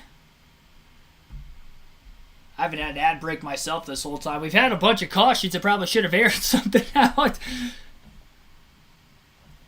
Gotta do it now. Realize I haven't made a penny in this race yet. Alright, good time to order the wings. Yeah, just call them now. The problem is I won't know what time I'm going to pick them up. That's the problem. Tell you what, though, this race going much longer than expected. Working up an appetite.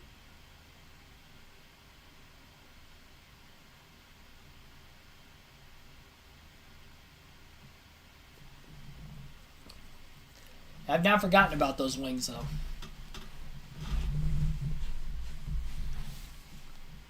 Maybe that'll give it time for a March Madness game to go to overtime so I can get 6 free boneless added onto my order.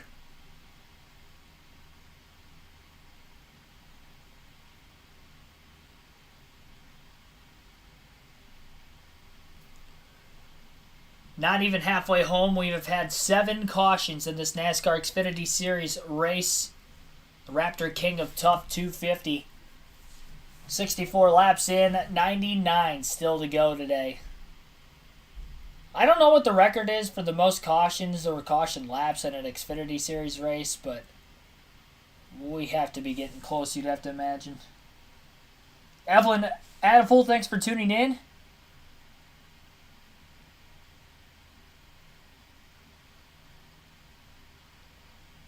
Yeah, definitely hit the like button if you haven't done so on the stream already. Subscribe for more daily NASCAR content. Live race commentary streams for the Truck, Xfinity, and Cup Series every week on the channel for races I don't go to in person. I will be at COTA next week, but the plan is to still do commentary for the Truck and Xfinity races on Saturday. They have a doubleheader. And then on Sunday for the Cup race, I will be there, so there will be a race highlight video from the grandstands I do with every race I go to in person. Did that last year. I'll be doing it again this year.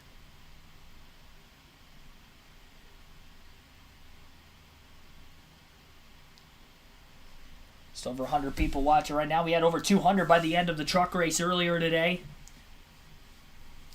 And we ended up with 128 likes on that stream. So our goal for this stream was going to be 130 likes.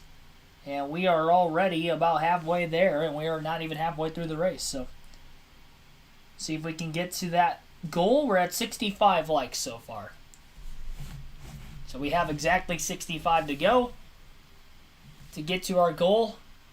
Coincidentally, we're at lap 65. Make that 66 now.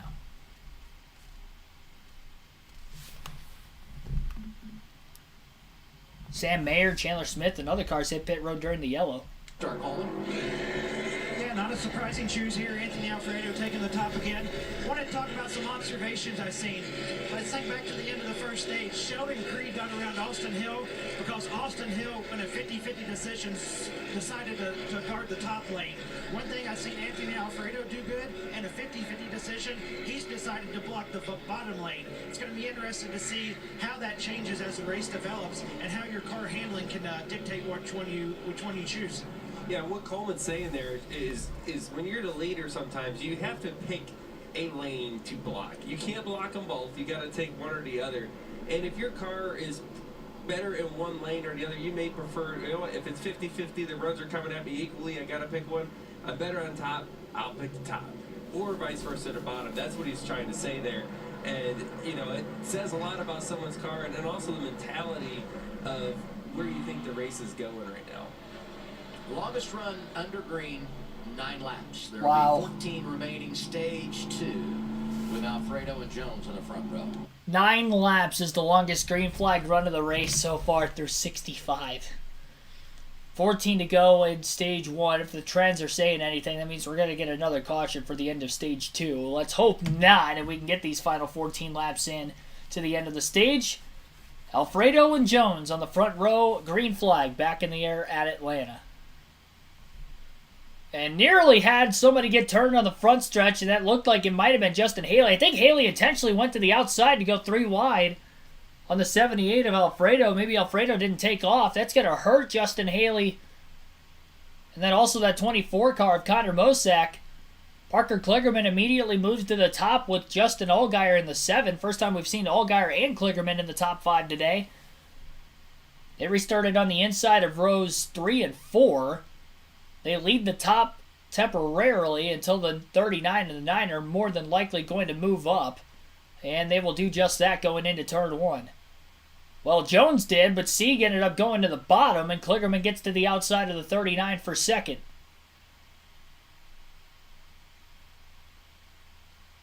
Brandon Jones trying to block both the top and the bottom lanes on the back straightaway going into turns 3 and 4.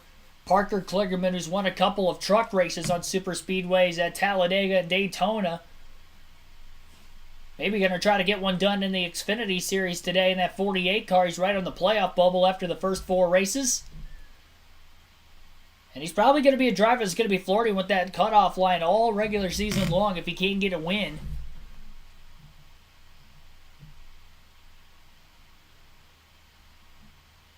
Justin Allgaier now put 3 wide in the middle as Anthony Alfredo went to that 3rd lane above him. Nobody really working with the 78 car, though. And a hard crash further back again. Daniel Hemrick collected as well as Connor Mosack. Mosack coming back across the track as there's still cars at the tail end of the field trying to miss. 3 laps of green flag racing in and another caution. Connor Mosack and Daniel Hemrick have crashed in turns 3 and 4, bringing out our 8th yellow of the race.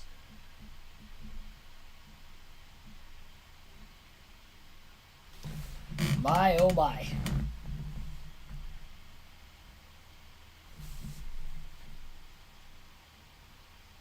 Just looked like Mosack got loose in the middle of the corner. He was 3 wide in the middle. Lost control of his car. There was no contact. Broke loose in the center, and when he came up at the racetrack after getting loose initially, Daniel Hemrick was on the outside lane, had nowhere to go behind him. And Hemrick ran into the back of the 24.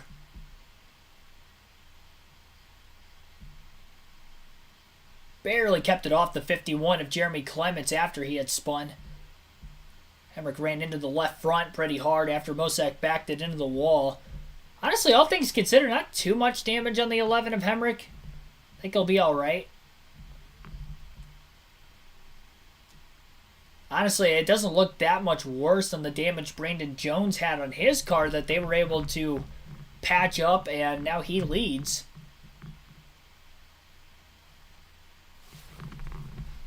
.76 miles an hour is the average race speed still. I'm not sure how many caution laps we've had.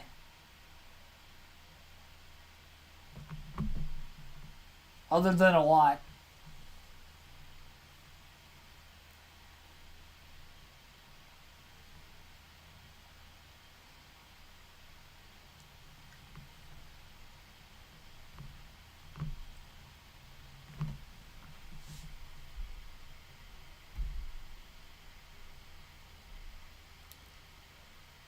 We have 8 drivers that have already DNF'd, and if Connor Mosack's out of the race, he'll be the 9th driver to DNF today. Might see some pit stops before the end of Stage 2 for drivers outside the top 10 and not in position of getting stage points, and maybe even drivers that are, to try to stay out, get track position for the final stage. Should have known it was going to be a race like this when we had that caution on lap 2.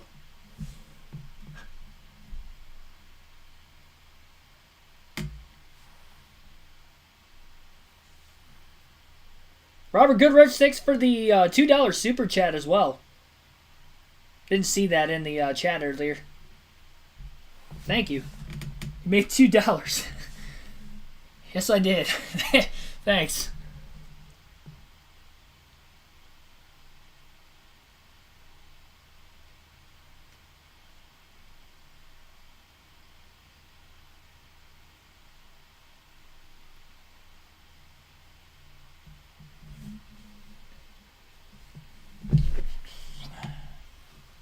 Ross Billings, thanks for tuning in. Sam Mayer, say why he wrecked his teammate last week? I have no clue.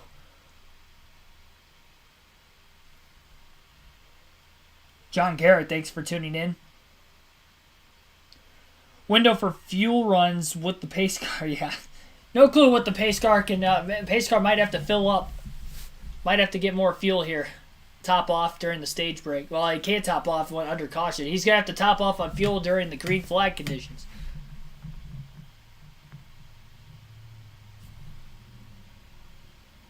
And we do have some cars on pit road. Green flag run the 9 laps. What do you think, Adam? Haley, Sammy Smith are in. Before the race is over, will we see a green flag run longer than 9 laps, which is our longest of the day? I'm going to say yes. I'm gonna bet the over on that. Some pit stops, Regan. One of those cars pitting right now is the 18 of Sammy Smith. They've been working on that car all day long to help him out. Still needs more rear security now with that race car. He was tight earlier on. Now he needs rear security, so they've been chasing the balance there. Justin Haley also making a pit stop. Second start of the year for him. A.J. Allmendinger going to drive the 10 for Colleague next Saturday at Circuit of the Americas. First road course race of the year for the NASCAR Xfinity Series. And this is kind of going out on a limb saying this, and maybe I shouldn't, but with the amount of cautions that we have, and with 91 laps to go in the race, you might call that your last pit stop. Well, you with know enough cautions. You know you're getting one more caution at the end of the stage. You're going to be close. And the to way where at least might do a quick gas and go, might get you some track position that way, if anything. So I kind of like it. Yeah, Get out in the front. Go Even for if it. you can't go the distance, you set yourself up for that short pit stop to gain some track position on the pit lane. What is going on fuel mileage wise today, Regan? Well, Adam, you guys are talking about if they can make it the whole way after that stage, after the final caution for the end of the second stage. A couple crew chiefs did tell me earlier today that they were very close. If they had any cautions, they felt like they might be able to. But here's the other kicker to this whole thing. They needed these runs early on in the race to really gauge where their fuel mileage was. They didn't need all these yellows at this point, so that may make it a little bit trickier to gauge how far you can make it and how much you have to save. There's a solid point. Yeah. They have no idea. They're kind of going off of previous history because they're not getting a clean read at all with the amount of cautions we got here in between each pit stop. 8 cautions today. We got a 9th coming when stage 2 ends. And the track record here is 10. It's happened on 3 different occasions, including this race 1 year ago. Well, it's safe to say we're going to beat that. I'm gonna bet the over on that too. Absolutely. Don't look now, but Parker Kligerman is running up front. You know, they had problems at Daytona. Come back with a pair of good runs the following weeks. And then last week at Phoenix, he has an issue with his brakes in qualifying, hits the wall. They had to turn around, run the backup car, which was a huge chore for this race team. But he ends up finishing inside the top 15 in a backup car last week, which was miraculous because of the turnaround time and all that goes into getting a car ready to run at Phoenix. And here he is in a position to, you know, perhaps get his first career win. I think when you come to a place like this, you start putting names on the board in the draft. He's a driver you talk about and someone that we would expect to be at the forefront of the conversation next Saturday as well. You know what, Adam? I just feel like today's race, it can be anyone's race, you know, with the topic of conversation of the fuel, you know, that Joy was talking about. Nobody really knows how hard they can push the fuel. Like, maybe today is a good day to gamble for many of these small organizations, and you never know. I mean, if you tell me that there is a few favorites for today's race, right now I just don't see who can win the race because there is so many cars that can play strategy, they can have speed, good handling cars, and end up in the front when it counts the most. Maybe if any of them finish. That's kind of what about right now. Maybe the day belongs to Riley Herbst, who's been really, really good. Really, if you date back to last year. I mean, at the end of 2022, he was solid, picked up where he left off. 2023, 4 consecutive top 10s to begin this season. That's 7 in a row overall, which is a career best. And while average finish-wise, he has outperformed Cole Custer, you put an asterisk on the deal for Custer because, you know, Custer's had some problems. He was doing so good in California after winning a couple of stages, cut a tire down. He had to start Las Vegas in the back in a backup car. He did win the pole last Saturday in Phoenix, so the 00 has done some good things, but it's Riley Herbst that has really been out of the gate strong for Stewart Haas. I agree. He's definitely one of the most improved race car drivers on the racetrack right now. It's almost like there's a different driver in the car. You know, I always say a lot of times you can take the numbers off the cars and the paint schemes and I can tell you who's driving which car.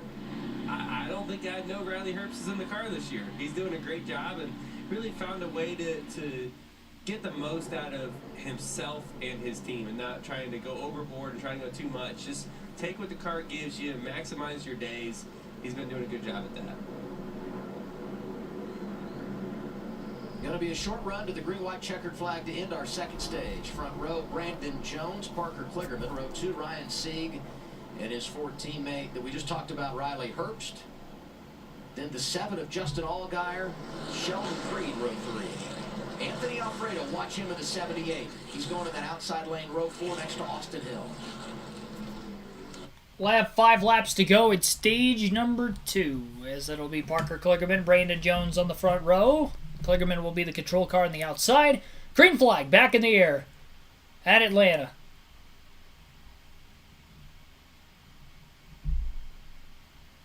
Side by side going down into turns 1 and 2 between the 48 and the 9, the 39 and the 98 in row 2. from the restart. Hooked onto the back bumpers of the cars in front of him. About a car length and a half gap on the top and the bottom lanes between the second and third cars in those respective lanes.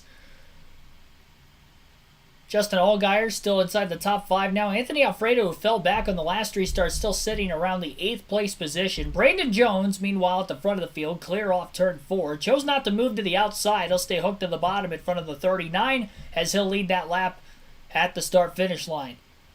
Kligerman back to the outside of Brandon Jones again. If we were to get a caution before the end of the stage would end under the yellow, so playoff point on the line here. Sheldon Creed, who won Stage 1, has worked himself back inside the top 5. He's up to 5th and on the outside of Sieg. Parker Kligerman clear. He'll lead this lap. Another lead change at the line over Brandon Jones. 3 wide back in the pack. Further back once again. It looks like Joe Graff Jr. is in the middle of Ryan Truex and Brett Moffitt. Off the exit of turn 2, a lot of bump drafting going on the outside, and Allgaier gets turned into the outside wall on the back straightaway. Off the front bumper of Josh Berry, but Berry was getting pushed from behind. Berry got pushed into the right rear corner panel of Allgaier's race car. He gets turned.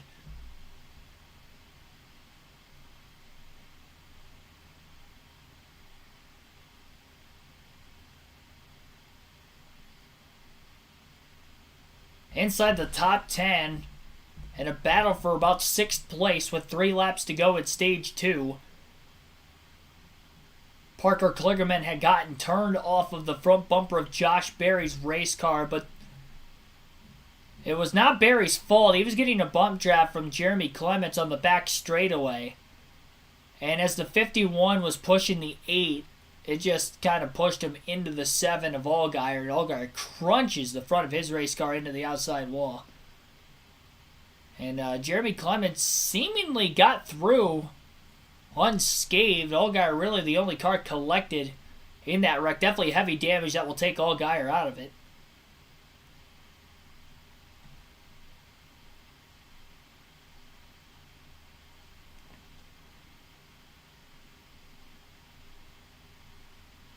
Parker Kligerman will win stage number 2. It'll be his first stage win of the season in the NASCAR Xfinity Series.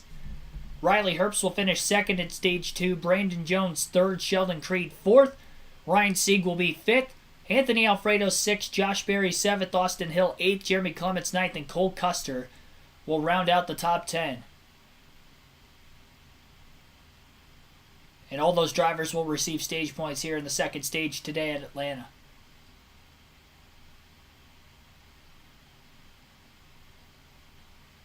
I didn't realize it was the first career stage win for Sheldon Creed.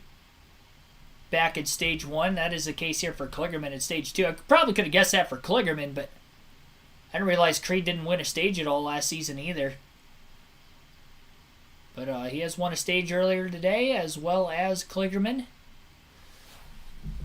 We'll go to another break here on our end. And we should have more pit stops during this stage break when Fox comes back from their commercial break.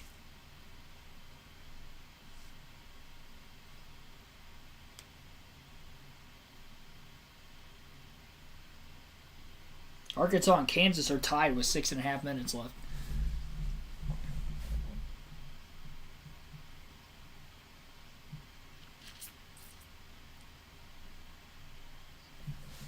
I'll put a poll in the chat for who you think is going to win today's NASCAR Xfinity Series race while we're waiting on them to come back from the commercial break.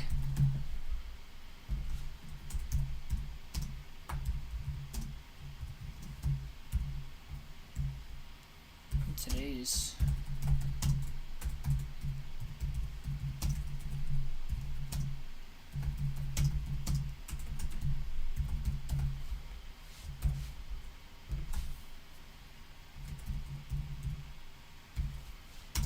Sheldon Creed, Austin Hill, Parker Kligerman. Alrighty. So just put up in the not in the community tab, in the chat, there is a poll for who you think will win today's race. Will be Sheldon Creed, Austin Hill, Parker Kligerman, or other.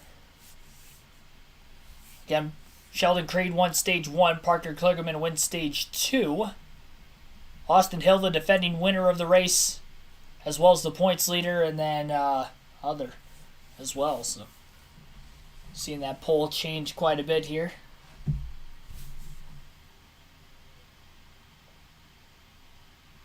Kind of a two-horse race in the poll in the early going. The pace car. Pace car does not count towards other. I will say that much. You know, unfortunately, it's actually impossible for the pace car to win because even if the race ends under caution, it's not like it used to be because they'll already be on the white flag lap, so they just kind of take the checker under the yellow.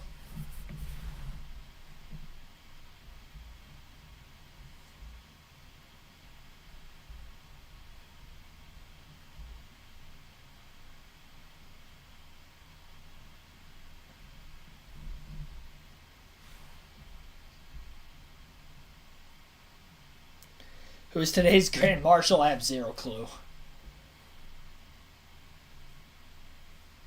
I don't know who the Grand Marshals are half the time. Like they'll say the name of them. It was probably somebody who had some sort of a partnership in Raptor, I'd have to imagine.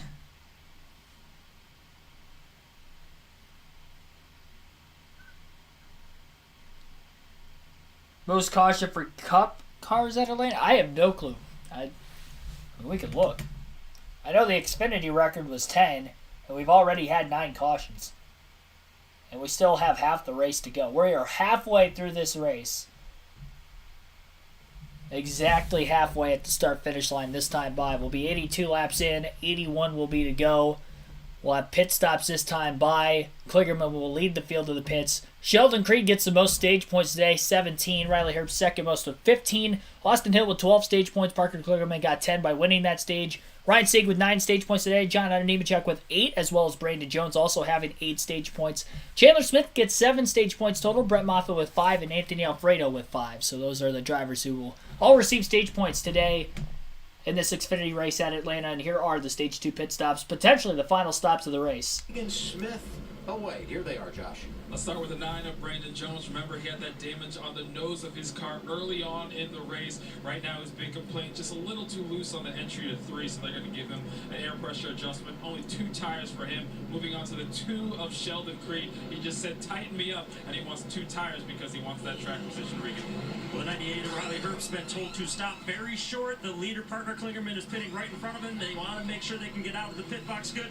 That car cannot follow cars as good as he likes right now. It snaps loose. He needs help with that. And the 48 of Parker Kligerman, he has been quiet on the radio, asked for a tear-off, and that was it.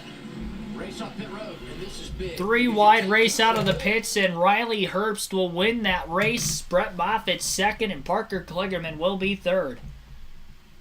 A lot of no tire and 2 tire stops pretty much all the way through the field there.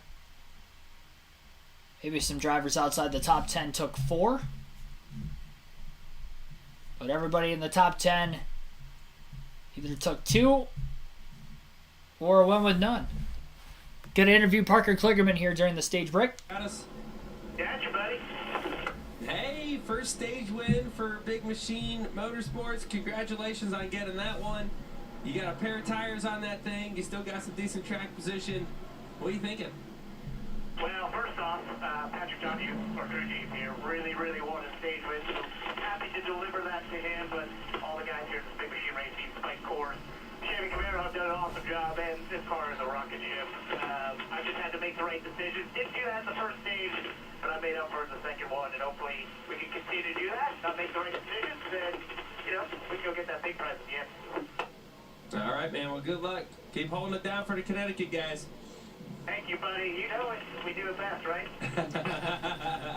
This team has a win. It came last year in Texas with Tyler Reddick. They had never won a stage until today. Well, here we go. One more stage of racing to go. We are already 1 hour, 47 minutes into this race, and we are only halfway home. This is not a cup race, I will say that. You would think it is just because of how long this has taken. Just to put it in perspective, the Truck Series race earlier today was only 40 miles less than this race, and that race was 2 hours and 13 minutes. That was long for a truck race. This is only about, 20, 25 minutes behind that. We still have 80 laps to go.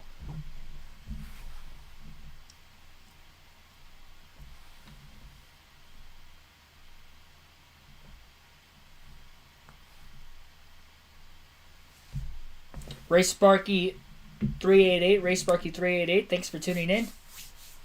Hard to predict a winner when there's a lot of crashing. You are not wrong.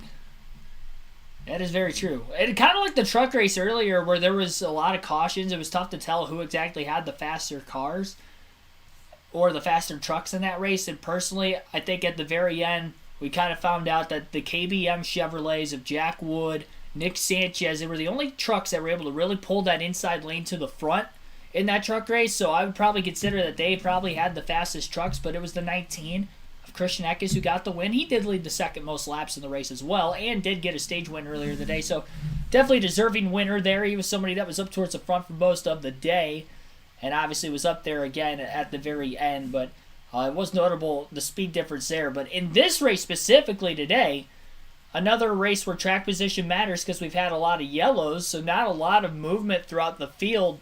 And we haven't had a green flag run longer than 9 laps. And we only have 79 laps to go.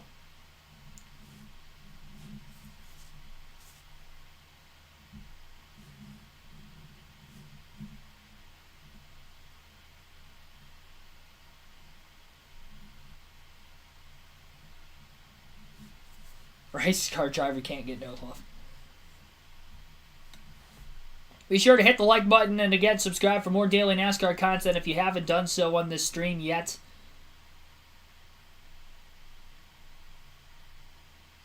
Right now we are currently sitting at 73 likes on the stream. Our goal is 130 for this race today, our second of 2 of this doubleheader. We did the truck race commentary before that, so it's already been a long day of streaming. And an even longer day with how long this race is taking here today at Atlanta. Definitely an exhausting race, I'll say that much. Even for the fans.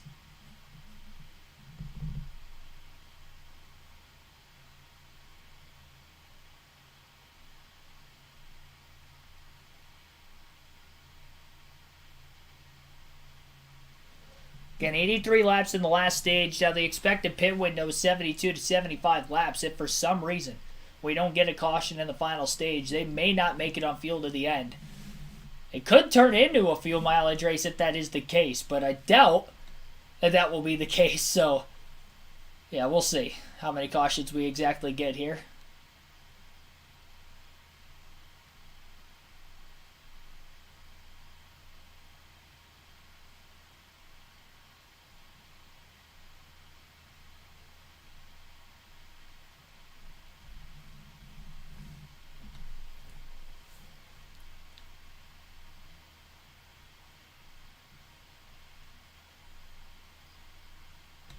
The like button is yellow like this race. The emoji is, yeah. Jeffrey Giordano, thanks for tuning in. With a member of the crew over the wall too soon, so I had to go to the back of the field for a penalty. That's a shame, too. What a fast race car they had leading some laps earlier in this race. Don't count them out yet. Still a long ways to go. A lot of things can happen with a really good handling car. So it sounds like Anthony Alfredo, his team had a radio issue and they had a crew member over the wall too soon, resulting in a penalty. So unfortunately he's going to the back after finishing in the top 10 in stage 2 there. Lost a lot of track position. Green flag going to be back in the air. Riley Herbst will be the leader through the restart zone, as he and Parker Kligerman run side by side into turns 1 and 2. This race is going to end in the nighttime at this point. You see Night Atlanta once again. Big run for the 25 of Brett Moffitt on the back straightaway as he gets pushed by Daniel Hemrick in the 11, who was involved in a wreck late in stage 2. Didn't seem to have a lot of damage on the front of his car, though, and now he has cycled towards the front of the field after having a pretty good pit stop. During that stage break, Parker Kligerman down on the bottom with no help. Brandon Jones is there, but he's still trying to close the gap on the 48. Kligerman losing a little bit of ground now as both the 25 and the 98 on the outside are clear, and Hemrick looking to do the same on the back straightaway. Kligerman goes up the track trying to side draft the left rear corner panel of Hemrick's race car going into 3 and 4.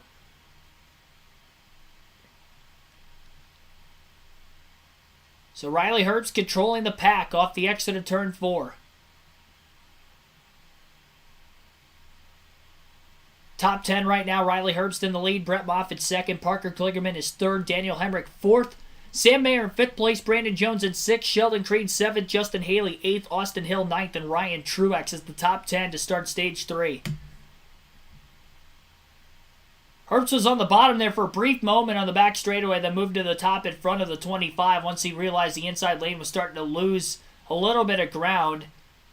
Knowing so, Parker Kligerman moves to the outside lane and he found a hole in third place, actually, between the 25 and the 11. So Brandon Jones is the leader on the bottom with Justin Haley behind him. Couple cars moving to the bottom in front. That'll help Jones get a little extra draft in the center of the corner. Now Sam Mayer gets shuffled out of line in the outside lane. Off of turn 2 and down the backstretch they go. Mayer still has no help and he's going backwards. Brandon Jones starting to make a little headway on the inside once more. Going up. Not too aggressive with the side draft on the front stretch, though. Still began to lose ground before getting into the corner where he finally could take the shortest way around the racetrack. It's a lot harder to be aggressive on the front stretch versus the back stretch with the two kinks in the quad oval here. That is different from any other super speedway of Daytona and Talladega where it's just a single tri-oval. There's contact further back in the pack between Sam Mayer and Josh Berry just a couple laps into that restart. Right in the middle of the corner, but they did not wreck. Have to hope that their tires will be able to stay up over the course of the run. It looked like the letters were definitely rubbed off on the one of Mayer's race car. And here is Justin Allgaier following his crash. It's pretty sad, really, honestly. I'm kind of embarrassed for the sport right now. Just the way this race has gone, and it's this style of racing to me just isn't a lot of fun, and it's not got a lot of grip, and everybody's kind of just hanging on for dear life. So, we'll try and figure out what's going on here. It's been 2 weeks in a row now. We haven't had a shot to even finish this thing, and especially with the Raptor on the car, Raptor Tough, and being the Raptor race, we wanted to go get that really beautiful trophy at the end of this one, and unfortunately we're going to load it up in a bucket of parts. So, nothing really good to say, to be honest with you. Just, thanks for all the fans that came out and all of them that are watching at home. Hopefully they're enjoying this now when we finally get to actually watch the racing and these guys are getting it figured out. But just a shame how the day's gone. Thank you, Justin. We'll see you next week at COTA in Austin, Texas. While Justin was talking, the racing, amazing. And look who's back out front. Coleman Presley said it. Watch the 21, watch the 2, and here they are. Austin Hill, so good at this style of racing, and once again, he's the man on point. And Hill has worked his way not only to the front of the field, but it was with a lot of help from his teammate Sheldon Creed. Hill went 3 wide to the bottom off the exit of turn 4 onto the front stretch. Creed followed him, and he was able to clear both the 25 and the 98, while meanwhile Moffitt in the 25 was up in the third lane. And he ended up falling back to about 4th now in the outside and lost a lot of track position with it.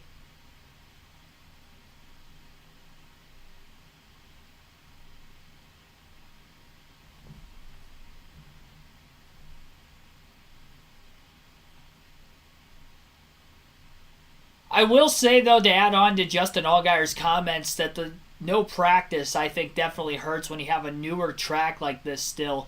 Now, granted, it rained yesterday during qualifying, so they would have...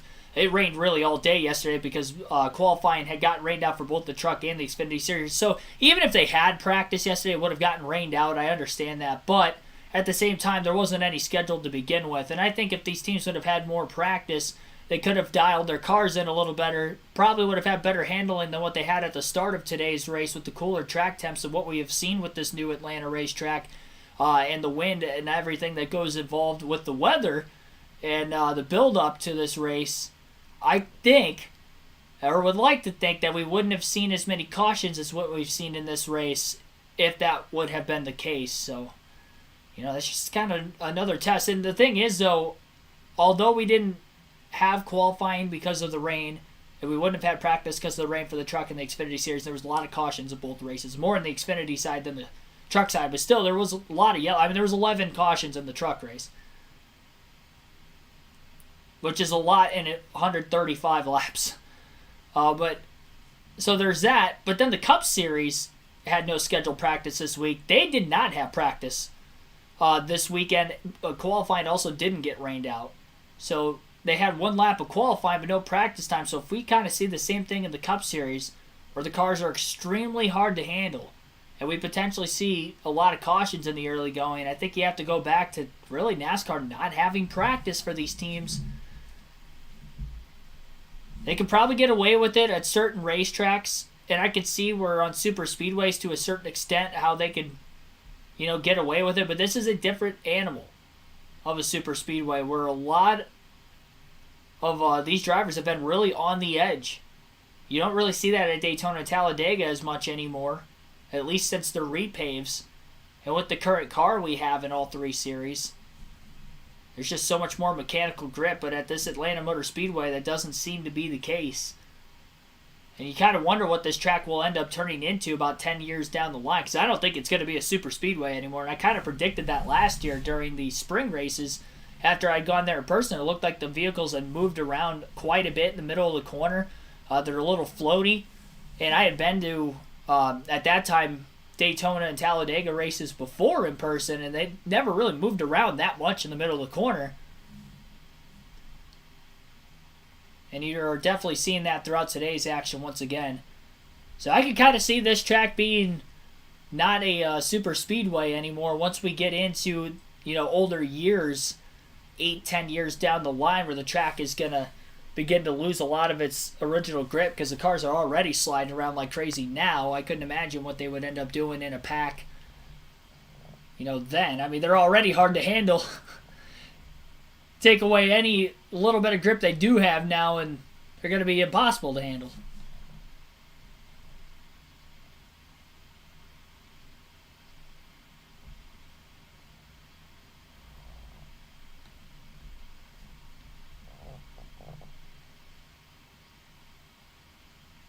So Austin Hill leads the race. Sheldon Creed lost a lot of track position during the commercial break that they just had, and he is now back to 11th. He was in second right behind his teammate after following him to the lead.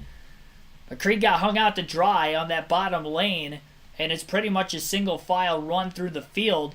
Austin Hill kind of going down to the middle to bottom lane in the corners and runs the top down the front stretch and on the back straightaway. And that's going to make it much harder for John Hunter Nemechek to try to pull out a line and make a pass if he so chooses.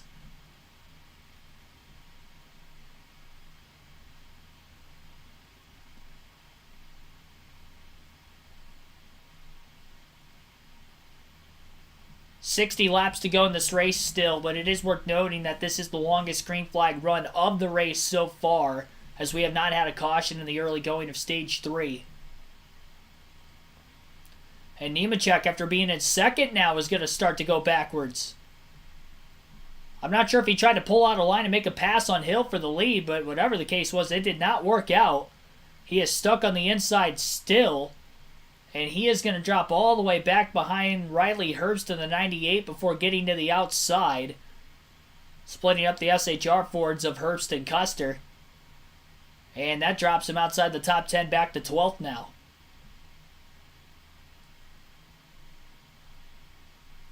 It's going to move Parker Kligerman and Brett Moffitt back up to the second and third place positions.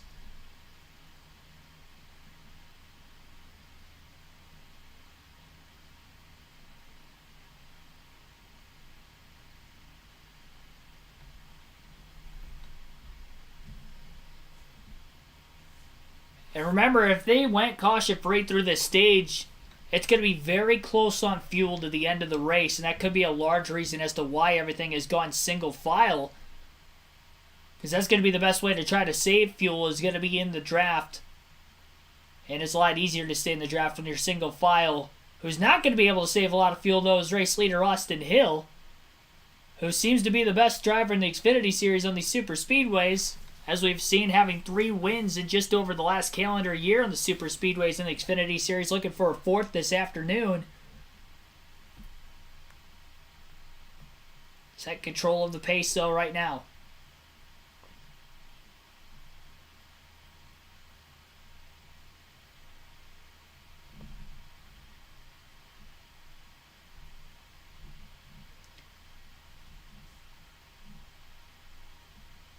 Top 10 cars make that 11 cars separated by 1 second. And the top 17 within 1.9 seconds of the race lead in this giant single file line on the outside of the racetrack. And there's some cars with damage that are still in that lead draft. Parker Retzlaff, who blew a right front tire earlier in the race, he is in 15th, still hanging on that lead draft somewhere in that outside lane. We mentioned Daniel Hemrick was involved in a wreck earlier. Brandon Jones had some damage on the front of his race car. He's still 14th as led laps.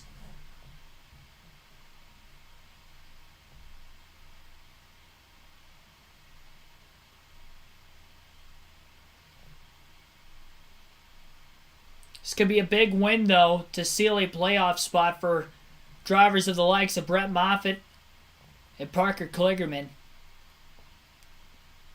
I mean, this could be absolutely massive for him. And a shout out to Ryan Truex in the 19 car. 2nd straight week, even with the lack of green flag racing today. But he is in the top 5. He's been in the top 10 all day. He started in the top 3. And he is having a great run for himself. He finished 2nd a week ago at Phoenix. And now is trying to get a back-to-back top 5 run. He's only scheduled to run 6 races in that 19 car for Joe Gibbs Racing in the Xfinity Series this season. But could obviously set him up for maybe something else down the line. And when we saw Sammy Smith run part-time in the Xfinity Series last year, showed out he had a full-time ride this year, and he's already making the most of it with a win in the first 4 races of the season. And maybe you could see Ryan Truex potentially do that with the 19 car being ran by a bunch of drivers part-time. If he can have the funding for it, maybe he ends up running full-time for GGR next year in the Xfinity Series.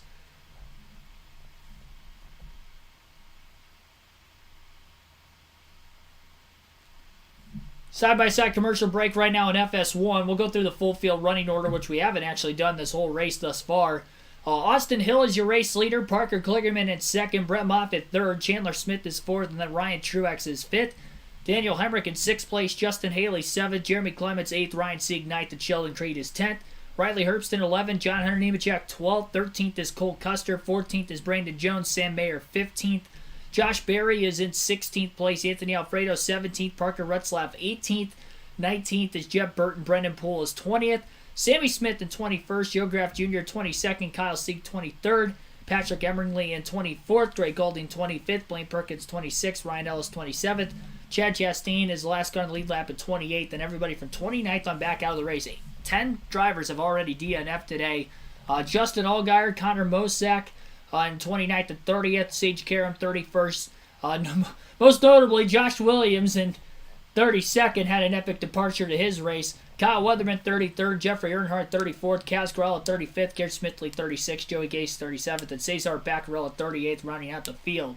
Got problems for Sheldon Creed as he had dropped off the pace. He is limping his way to pit road. He ended up going 3 wide middle there a couple laps ago, and something mechanically has gone wrong, it seems like, with Creed. Tough break after a good start to the day. Had scored more stage points than any other driver with 17 and won stage 1 earlier on. He was losing a lot of positions after getting to 2nd behind Austin Hill throughout the course of the run. I wonder if he was just kind of losing power more and more. But whatever the case is, he is on pit road, and it looks like they're going to change some tires. And the problem here, I mean, you never want to make a pit stop under green when you're having a problem and it's unscheduled, but the bigger issue is because you now enter pit road in turn 3 and you have to be at pit road speed through turns 3 and 4. At a 1.5-mile track, you're probably going to lose somewhere in the neighborhood of 2 laps, and could be 3 depending on where you're running. We'll see how it cycles out for him. That was 2 laps right there. He's down 2. 2.5. He's just now leaving pit road. Yeah, so it'll be exactly 2.5 or so. Now I will say this, and we had that run of cautions in the first couple of stages. He's going to be the first car a lap or more down. So if we were to get some more cautions, he could get himself back in the game. What's the story there, Josh? Again, you saw the 2 of Sheldon Creed having to come in. What happened was the right front went down as they got tight and started seeing sparks. They had to come in and get that right front fixed. Sheldon Creed coming off an amazing comeback for 3rd last Saturday in Phoenix. Rough start to the year at Daytona in California, but it bounced back and was doing some good things today. And hey, Well, we're under caution. 35 car might have had a spin off of turn 2. It's Patrick Emmerling. Now this will be the allowance to have these drivers be able to come down, take fuel if they felt that they were going to be pretty close or short to the end. So it'll be interesting to see who all hits pit road or who stays out thinking they can make it or maybe gets more caution laps that they will eventually be able to make it on fuel. It's the longest green flag run of the day from the start of the stage, just under 40 laps. And it looks like there's some damage on the front of Kyle Sieg's race car in the 28 as well. Showing a replay of what happened, and it looked like 2 separate spins at once. It looked like Kyle Sieg went around first, and then the 35 ended up going around off the front bumper of somebody else's race car ahead of Sieg's spin.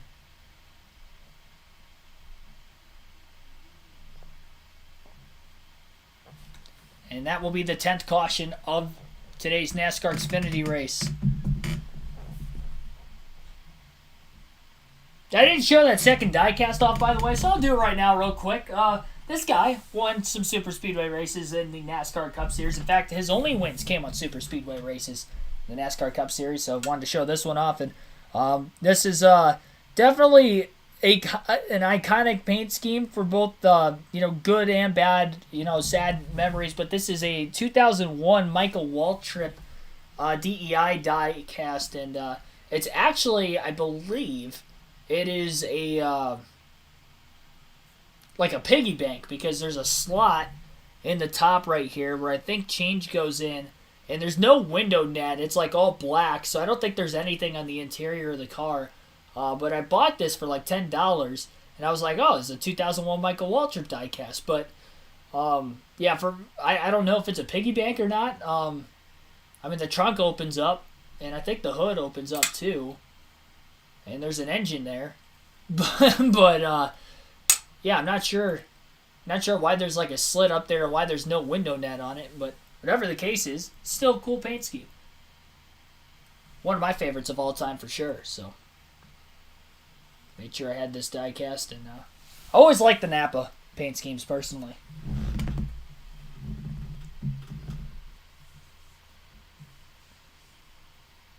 I think Michael Waltrip personally had the best Napa schemes of all time. Even Ron Hornaday in the Truck Series back in the day, I thought had nice Truck Series paint scheme with the Napa colors.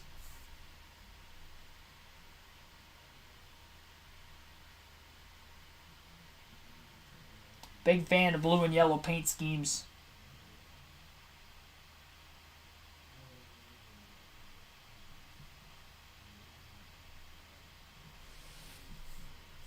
You have 44 laps to go currently. Under caution for the first time in Stage 3 and the 10th time total of today's race.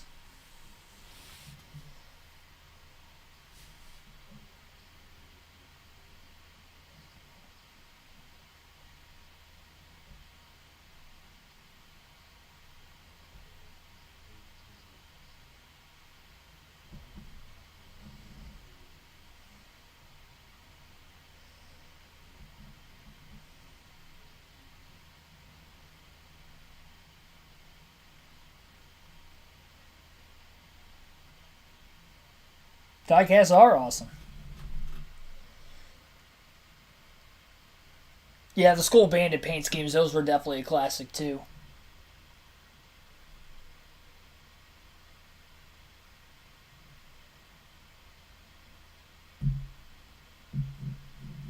And it looks like most of the field is coming in to make sure they're going to top off on fuel. We do have some drivers staying out, but not everybody. Austin Hill, Riley Herbst, Ryan Truex, and I believe potentially Chandler Smith. Brandon Jones staying out. So we do have a handful of bigger names staying out, but there's also kind of split between who pits and who doesn't. Good G's on this one.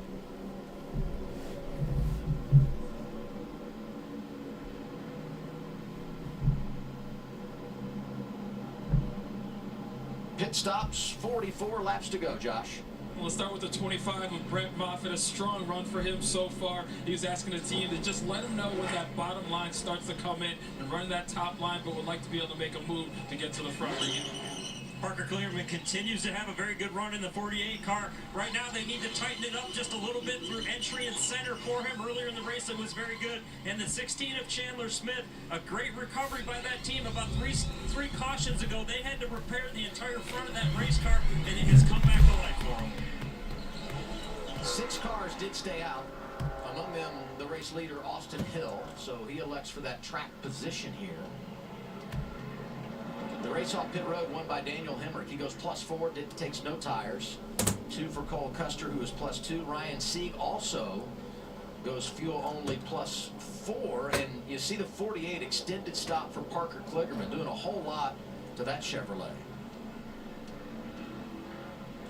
Yeah, that's a bummer. He's up towards the front there. Obviously a pit stop that's going to put him in the very back of the pack here. You know, but he has a very good car. I think obviously it's gonna get more difficult as the race gets closer to the end. But I think he still has time to make it to the front. You have time to make it to the front if you survive, right? I mean, Right. we see what this race has looked like. We just had a long green flag run, yes, but now we're coming down to the end, under 50 to go. You're going to see some more aggressive pushing, more aggressive blocks, drivers making moves that maybe aren't the safest at this point. It's not the fact that you're back in the pack and you can't move your way up through the field. It's the fact that he's back in the pack and has a bigger chance of getting caught up in a wreck. A few drivers staying out here. I talked about Austin Hill. You also had Riley Herbst, Ryan Truex. Your thoughts on that, Coleman? Yeah, I want you guys to watch Austin Hill. Once he got the lead last time, one thing he did really well was keep the second lane side by side. If we think about how the lead has been taken all day, it's been from the top down going into turn 3. What he did, he was able to keep them side by side so that outside guy couldn't make the move going down the back straightaway. And a lot of that just comes from confidence from his spotter, Derek Nealon. Yeah, that's absolutely how to do it, right? Is understand how the runs are being made, where the passes are best, where the highest likelihood of a pass being pulled off and being cleared, and defending that move.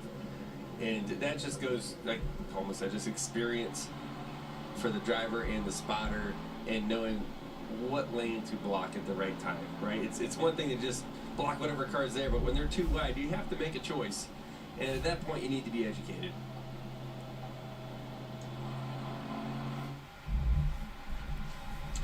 We'll do the choose here, which means we'll get a restart with 40 laps to go.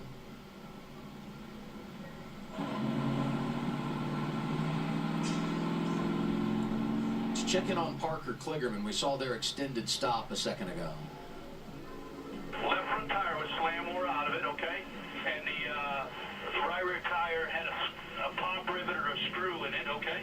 And so we're all good here. Shake it off. Sorry about all that. All good. We'll make up for it. Got a fast car. We'll get right back up there. Here's the choose. I like the confidence. Top 4 stayed out under the caution. Top 3 go high lane. Brandon Jones goes low. Yeah, I'm surprised to see top 3 do it.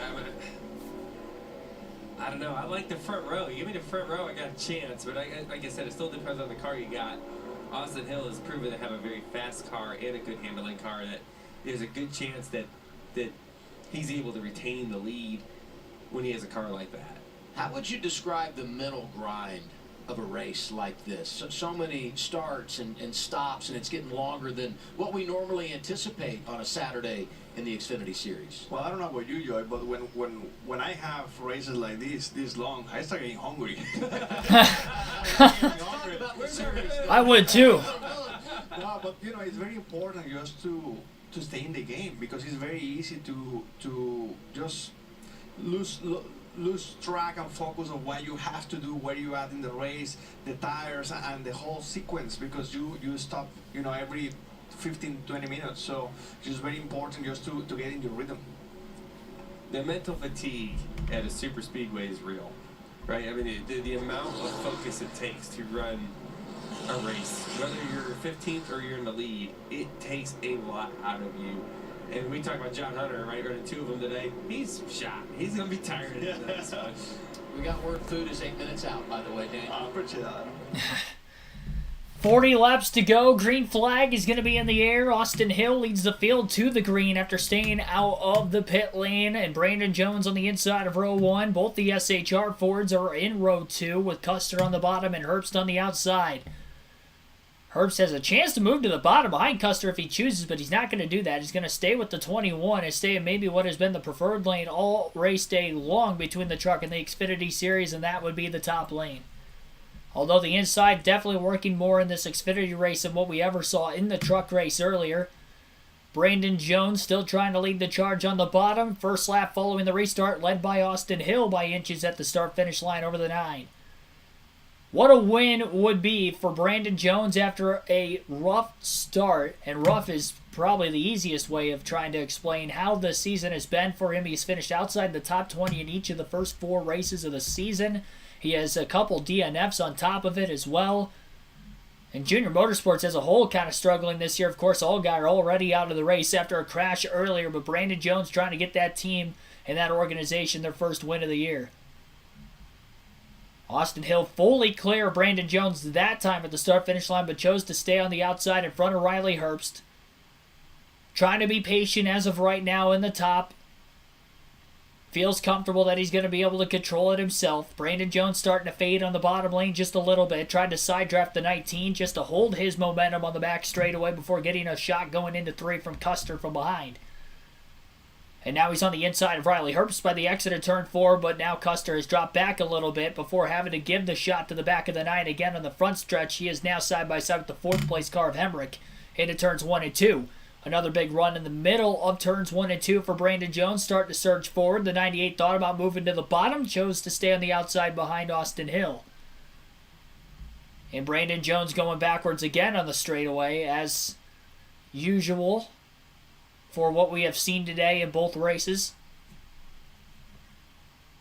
Outside staying maybe more organized now, though, than what they have all race. Of course, as we get into the nighttime skies, track temps are already cool to start, but you'd have to imagine the handling of the cars will get better as we get into the cooler temps. The sun is now down, the lights are on the racetrack, and we are racing under the lights at Atlanta. Chandler Smith dropping back very quickly, and now he is on to pit road, so problems for Chandler Smith in the 16, making an unscheduled stop with 36 laps to go. And this is probably going to drop him a couple laps down, just as it did for Sheldon Creed before the last caution. Creed was able to get one of those 2 laps back with a free pass, but he has still scored 1 lap down in the 27th place position. You're getting pushed down into the corner. Yeah. You see he's off the gas, the fire coming out of the pipe. Something is wrong. Good job not causing a wreck there. Regan, you got an update? Yeah, Joey Chandler came on the radio, said, I think I'm blowing up or I've got something terminally wrong with the car. Said he couldn't even get it back into gear. Nothing was working on that car, so he should be going directly behind the wall. Tough break. Sounds like an engine failure for Chandler Smith, and now they see him pulling into the garage area. So now Chandler Smith's night has come to an end. Another car to DNF in the race, but this time due to a mechanical failure and not a crash. Glad we're getting more green flag racing, though, in this final stage so far. Down to 34 laps to go. Single file for pretty much the entire front pack on the lead lap. And this front pack is consisted of about 20 cars. 2.1 seconds is the difference between first and 20th. Anthony Alfredo pulled out of line trying to make a pass outside the top 10. He's side by side with the 38. He'll try to get a little bit of a help from behind by Parker Retzlaff. And he's going to have to hop back in line on the top lane behind Retzlaff. We'll go through the full field running order here one more time as we're down to 32 laps to go. A side-by-side commercial break for Fox. Austin Hill is your race leader. Riley Herbst is in second. Ryan Truex in third. Daniel Hemrick fourth. And Cole Custer is fifth. Ryan Segan sixth. Brett Moffitt seventh. Parker Kligerman eighth. Brandon Jones ninth. And Justin Haley is 10th. Jeremy Clements in 11th. Sam Mayer in 12th. Anthony Alfredo in 13th. John Hunter Nemechek 14th. Josh Berry is 15th. Joe Graff Jr. in 16th, Parker Retzlaff in 17th, 18th is Sammy Smith, Brennan Poole 19th, and Jeb Burton is 20th. Patrick Emmerly in 21st, Ryan Ellis in 22nd, Greg Golding 23rd, Blaine Perkins 24th, Chad Chastain 25th. He's the last car in the lead lap. Sheldon Creed is the first of two drivers that are lapped down in 26th rather. 27th is Kyle Sieg. Chandler Smith just pulled behind the pit wall. He's out of the race in 28th. Justin Allgaier wrecked out, and he will finish in 29th. Connor Mosack 30th, Sage Karen 31st, Josh Williams 32nd, Kyle Weatherman in 33rd, 34th is Jeffrey Earnhardt, Kaz Grala 35th, Garrett Smithley 36th, Joey Gase 37th, and Cesar Baccarella in 38th. Down to 29 laps to go. We'll take our final break of the race and then take you to the finish of today's race. The poll right now in the chat, I will end it. 51 votes have been casted, and your guys' fan pick for today's race was also my pick to win the race before the start, and that is Austin Hill, who currently leads this race. Parker Kligerman making headway down on the bottom. Doesn't really have much help. I'm surprised nobody tried to go with him, and it's going to be interesting if he's actually going to be able to hold on and get that help he needs as he side drafts Ryan Truex on the backstretch for third. But anyway, Austin Hill going to win the vote at 35%, 27% for other is second. Parker Kligerman, who is in this voting poll, trying to make headway towards the front of the field in the top 5. He has 18% of the votes. And then Sheldon Creed has 20% of the votes. So thanks for everybody who voted there. And I'll try to make sure I have the Cup Series poll in the community tab tomorrow morning leading up to the start of that race. And again, our live commentary for the Cup Series will begin at 2:30 p.m. Eastern Standard Time tomorrow. Kligerman's starting to go backwards now, though. He got up to about third place, but he couldn't get to the outside lane. Still no hole opened up, and nor will there be. He's just hoping for help down on the bottom to try to keep himself towards the front of the field. But without having that help, it is not working out for him whatsoever. Hoping to try to get in line in between Cole Custer and Ryan Sieg. Can't do it. He's still side by side with Custer off of turn 2. Trying to stay as close to the outside as possible in case there's just a little bit of a gap. You'd have to imagine Parker Kligerman's going to try to squeeze in there and take it. And maybe there's a chance that somebody else moves down in front of him on the bottom. That could work also. Kligerman still holding on to the top 10 right now, running about 6th by the time they crossed the stripe that last time by. 25 laps to go.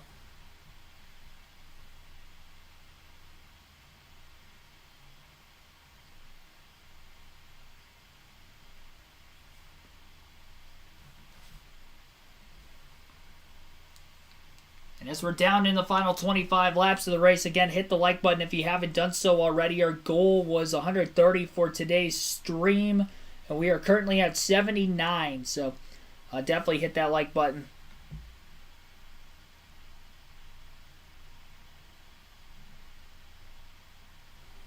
Lily Giles, thanks for tuning in. Hopefully I said your name correctly. Robert Perkle, thanks for tuning into the stream also today. Newcomers that I've seen in the chat at least recently here. Slendy 7003, welcome as well. Yep, Josh Berry still in the race. He is currently back at 16th, though. It's been a while since he's been inside the top 10. Kligerman starting to move forward again down on the bottom lane. He's hanging in there by himself pretty well, and now there are more cars starting to form on the inside further back. Anthony Alfredo moves back down to the bottom. He was trying to get something working outside the top 10 earlier. He's got Jeb Burton and Daniel Hemrick behind him. Josh Berry pulls down to the inside, and now there's about 5 cars down there for Kligerman. That's the help Kligerman needs on the inside as he pulls underneath the 98 of Riley Herbst. That 48 car is very strong today. He won Stage 2 for a reason, and that's because he has speed, and he has held his way on the bottom by himself for the most part, and now he has help. This will keep him inside the top 3, and may have a shot to take the lead here in a couple of laps over Riley Herbst and Austin Hill. Hill now goes to the bottom of the back straightaway, trying to control the pack as he continues to lead. Kligerman to the inside of the 21 in the middle of turns 3 and 4, and they're side by side for the lead off the exit of the corner. No push from behind, though, in the front stretch, and the 98 and the 21 will blast by, and Hill will be easily clear down into 1 and 2 again. Pulled to the bottom before moving back to the top in the center of the corner, and Kligerman again with a run off the exit of turn 2, but he can't get to the side of the 21 this time. He'll have to just sit the side draft the second place car of Herbst on the outside instead. Alfredo looked like he got a little loose getting into turn 3, and now there's a gap built up between himself and the 48, but Herbst also pulling away from Truex on the outside also.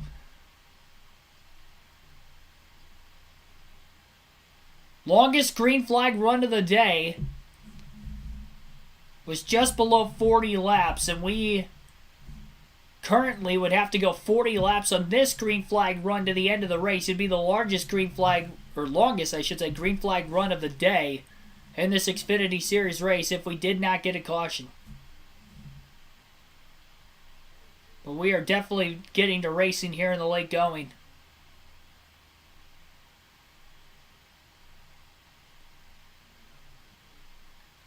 The only driver with a win in his Xfinity Series career inside the top 5 right now is your race leader, Austin Hill.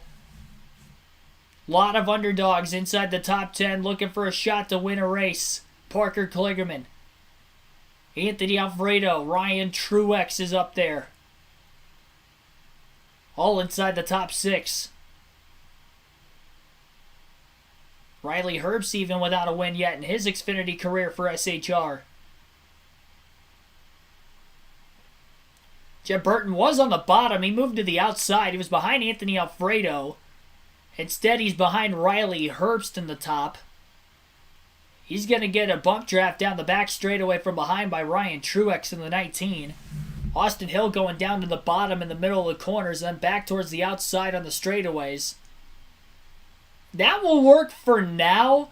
The problem with that is if the car on the outside lane in second, which as of right now be Riley Herbst, can clear the 48 off the exit of the corner, if he gets enough of a push from behind, that would end up helping Riley Herbst have a chance to try to slingshot Austin Hill going into the following corner. But Herbst has not been able to clear the 48 yet as they remain side by side again off the exit of turn 4. Anthony Alfredo moved to the top on the backstretch the last lap, but then quickly down to the bottom behind Kligerman. Not sure exactly why he did that, but kind of stalled out the outside temporarily, and that's why Herbst, who looked like he was actually going to have the momentum to potentially pull that slingshot move off, that stalled his run out. There's too much of a gap that was built up behind him that he couldn't get a push. Austin Hill doing a perfect job thus far of trying to control the pack, though, at the front of the field. Third lane now maybe starting to form. Ryan Truex going to pull up out of line. Will he get any help, or is he going to go to the back? More cars starting to form. 3 wide behind Ryan Truex in the 19. Sam Mayer thought about going with him, and now he drops back down to the bottom.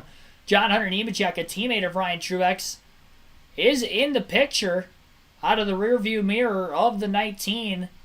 And if there is going to be somebody to go with him, you'd imagine to be John Hunter. Not going to happen. There is a lap car that the leaders are closing in on. That would be the 28. He's going to drop down below the white line and let the leaders go by in the lead pack. Smart move. That was Kyle Sieg in the 28 car. Off the pace after getting in a wreck earlier in the day. Anthony Alfredo getting a little light off turn 4. Saw him get loose. was no contact, and it didn't even look like the 10 car was all over his back bumper in any way. Definitely tell Alfredo's got a looser handling race car, so if we get to the bump draft into the later stages, we'll have to look for him to see if he can keep control of his car.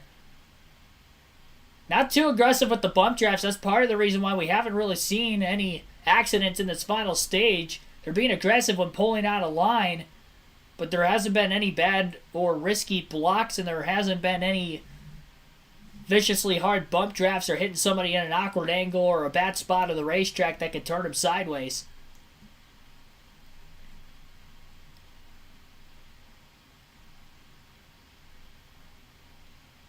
But things have definitely heated up.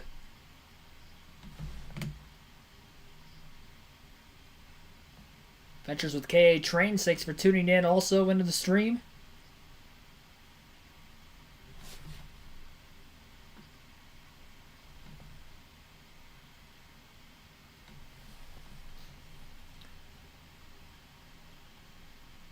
Three wide again, and this time Ryan Truex going to go up the middle. Now John Hunter Nemechek will follow him. Daniel Hemrick, Brett Moffitt in the third lane on the outside. This is a mess back there going into turn 3. 3 wide doesn't typically work at this new configuration at Atlanta. It is a risky play.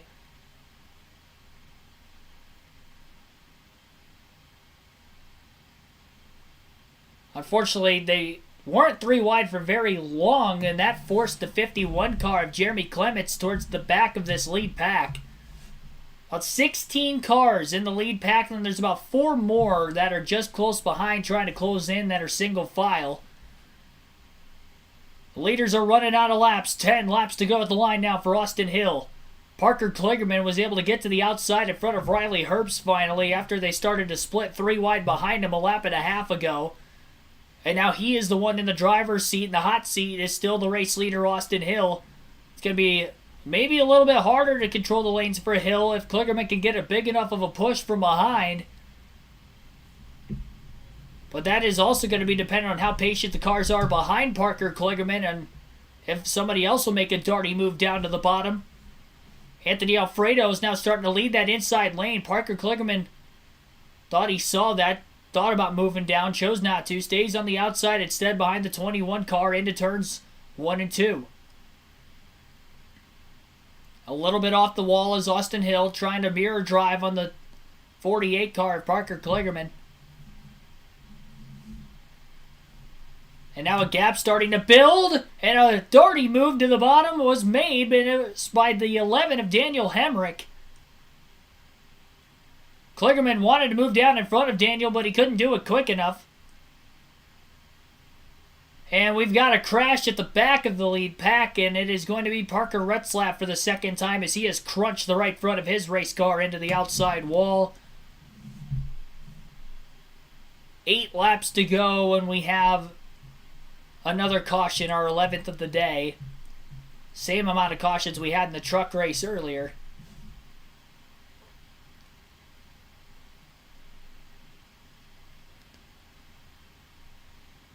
Retzlaff climbing out of his race car. Impact definitely harder than the first one into the outside wall earlier.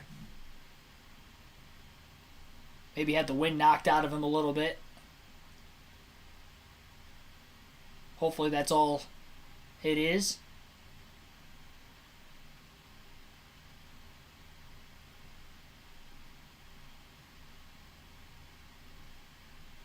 His car was already sideways in the middle of turns 3 and 4.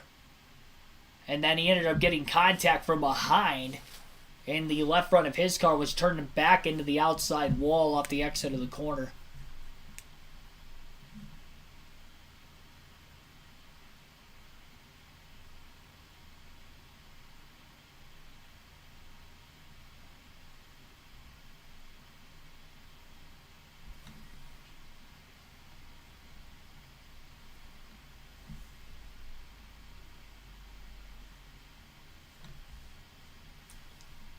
I will say the only 2 cautions in the final stage. We have definitely clicked away a lot more green flag laps. And this race that was originally pacing to be over 3 hours may not get there.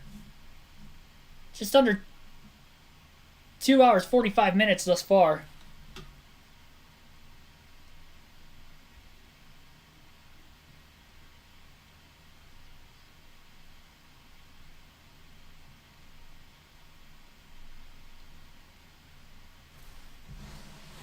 It's going to be an interesting lane choice to be made.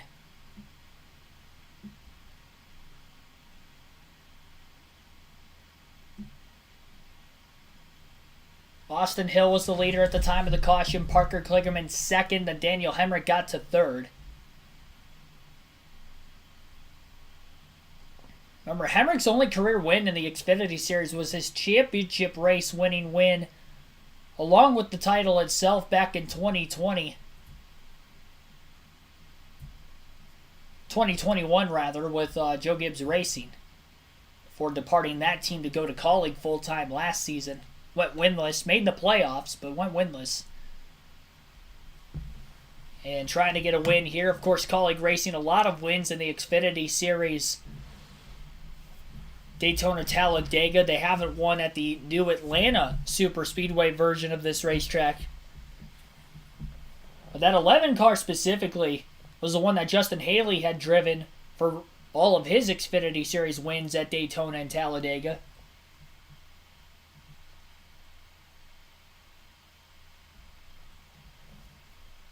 Hemrick trying to get the victory lane in that same car, same team.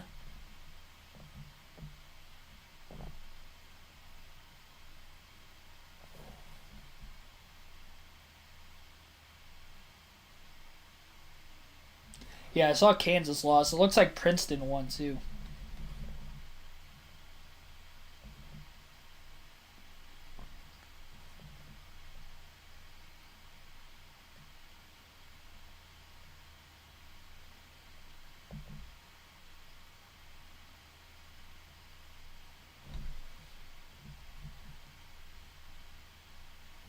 Well, I guess that Princeton game's not over yet. There's 32 seconds left, but they're up by 16. Crazy.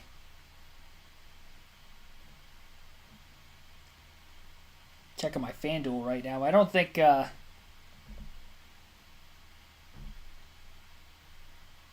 it's looking so good for me there. Sheldon Creed going to get the free pass. He'll be back on the lead lap. He had to make an unscheduled pit stop right at the start of stage 3. And because we've only had 2 cautions for incident in the final stage, he was able to get the free pass both times because there were no cars that were 1 lap down the first lap he got back. And then the second lap he got back, he was the only car 1 lap down. So, Sheldon Creed back on the lead lap for the finish of this race. His teammate Austin Hill currently leads. Been a long night for the Xfinity Series at Atlanta. But it will be coming to an end here shortly. Running out of laps here as we're clicking them away under caution. I don't think we're going to have overtime this restart. They should get this restart in before then. I don't know if they're getting the 1 to go signal this time or if it'll be the following time by.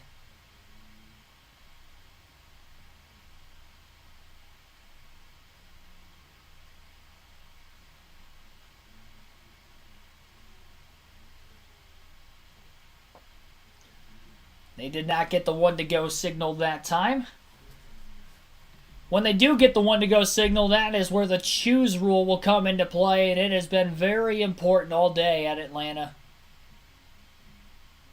Honestly, probably the most important it has been in any race this season. Phoenix was definitely up there, but this has been interesting all day between the truck and the Xfinity race. Dark Crypto says, thanks for tuning in.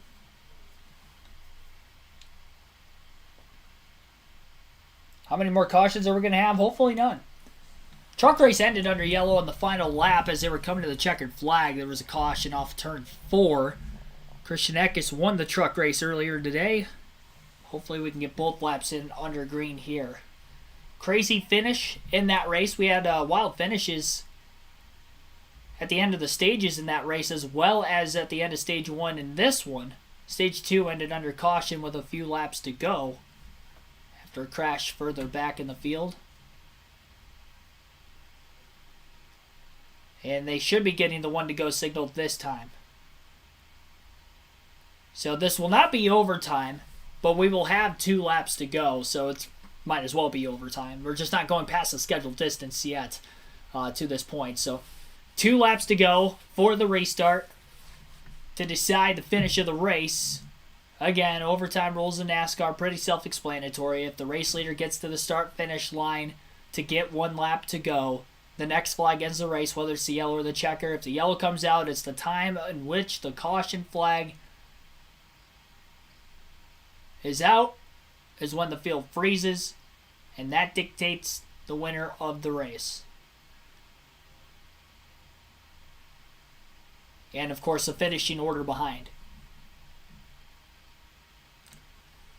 So Parker Kligerman, who was in second, decided to take the outside of row 2 on this restart. Austin Hill, of course, we kind of figured he was going to take the outside row 1, and he did.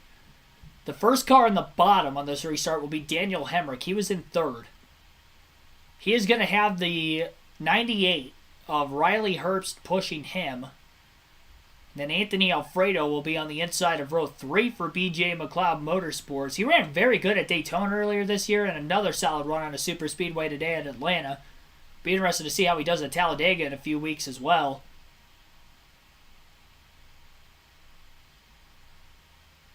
Outside of row 3 also on the restart, I believe, is Brett Moffitt in the 25.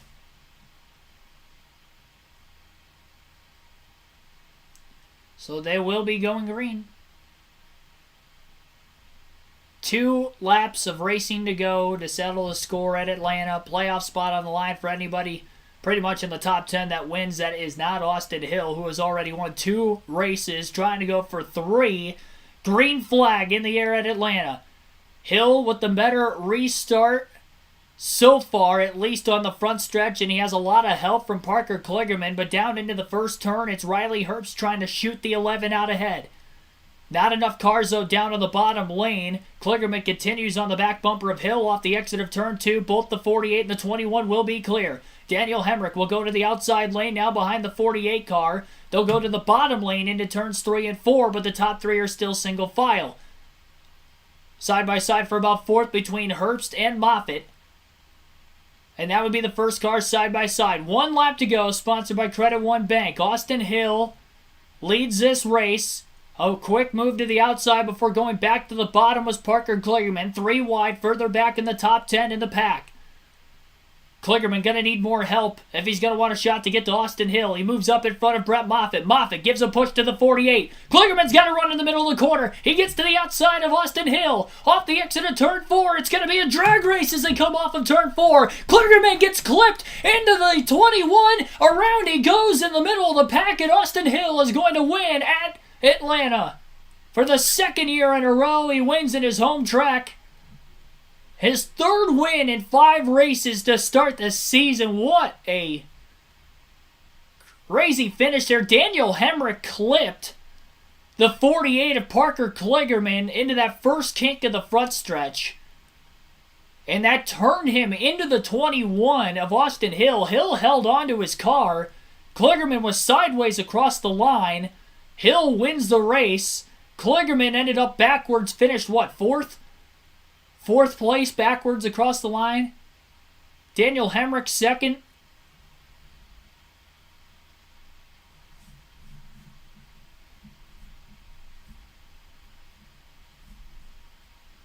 I do believe the leaders got to the line before the caution came out. They weren't really wrecking until right as they were crossing the line. So the race did end under green. Austin Hill is your winner. I thought he was going to get turned into the wall the way Kligerman got turned down into him from Hemrick.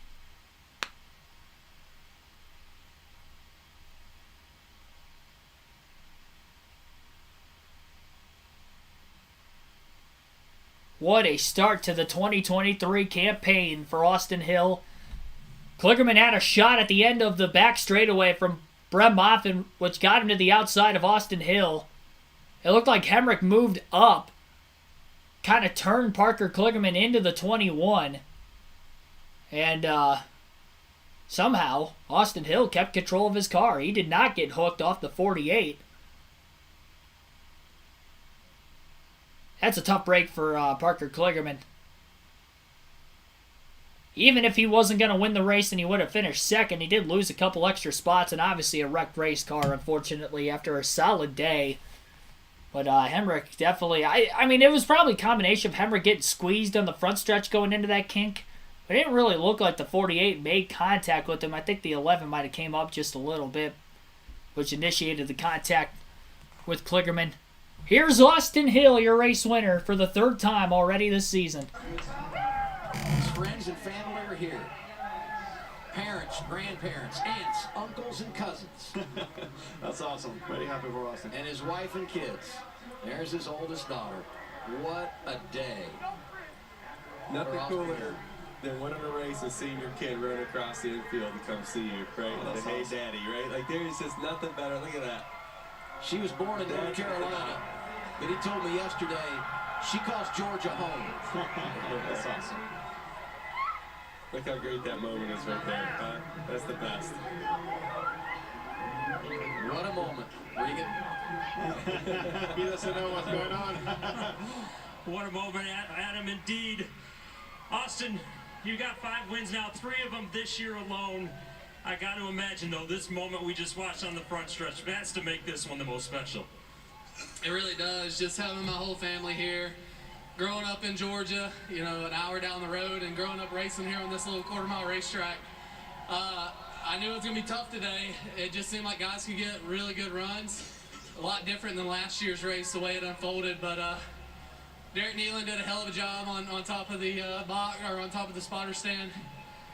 Everybody on with RCR and ECR engines did such a phenomenal job. Really good pit strategy. We were on it all night, and once I got to the lead, I knew that it was records or checkers. So when the 48 hit me in the right rear, I'm guessing he got hit or something. I thought I was heading to the outside wall, but was able to gather it up, bring it on home. This is so special. That was a tough one to win, but our Bennett Chevrolet was as fast as Xfinity 10G tonight for sure. I want to thank Bennett Transportation and Logistics. They're just 15 minutes down the road as their headquarters, so I can't thank everything that they've done for me, and I can't wait to celebrate this with my family. You mentioned when the 48 got to the outside of you, coming down the front straightaway there. I know you haven't seen it yet, but how exactly did you hold on to that car? Because I still don't know how you did that. I don't know. I haven't seen it, obviously, but I thought I messed up. When the 48, I didn't realize the 48 got as big of a run as he had. And I'm like, dang, I just screwed up because, you know, the outside was where you needed to be most of the night. And I felt the 11 give me a big push. I kind of drug brake a little bit so he could get to me and surge ahead. I thought it was going to be a drag race to the start-finish line, and then when I got hit in the right rear, I don't know how I saved it, but when we go back and watch it, I'm sure it's going to be something cool to watch. Go celebrate with your family. Austin Hill, your winner in Atlanta. Here alongside Daniel Hemrick, who comes home second in this race, which was a wild race. Can you describe the finish of this thing and what was going through your mind? What more you needed? Just, you know, can't give up the front row. So going on the bottom, I didn't necessarily want to be on the bottom, knowing how down the top was all night. But in the 48, made it work and drove up to the front there with a couple to go. And I don't know, I probably should have been a little more aggressive earlier in the race. I've been in a better position. And we had so much damage once we lost some track position early with a silly penalty. And after that, it was a grind all night long to get the Chevy accessories, Carly Race Camaro. Back near the front, great job on pit road by these guys, though, to take fuel only, give us track position back. And not quite as fast as Xfinity Internet 10G, but close, man. Just, second sucks. Nobody wants to finish second, but appreciate Matt Colley, Chris Rice, ECR, RCR, our affiliation with those guys. Have really good power tonight. So it's not truck month yet, Chevrolet truck month yet, but this thing is beat up and it's tough still. So proud of these guys, proud of the effort, and yeah, well, we need to finish like this. Thanks, David. Daniel Hemrick comes home second, best run of the year. Ryan Truex, back-to-back top threes. Parker Kligerman ends up fourth officially. His best run of the year, Riley Herbst, keeps his top 10 streak alive. Thanks. And we'll go through the full field finishing results as of right now. So your unofficial results to today's Raptor 250 for the NASCAR Xfinity Series at Atlanta. Austin Hill, your race winner by 8/100ths of a second over Daniel Hemrick in second place. Ryan Truex ends up third. Parker Kligerman sideways, actually backwards across the line, will finish in fourth. Riley Herbst in fifth. Brett Moffitt sixth. Josh Berry seventh. John Hunter Nemechek eighth. Sam Mayer 9th, and Justin Haley making his start for Colleague Racing today.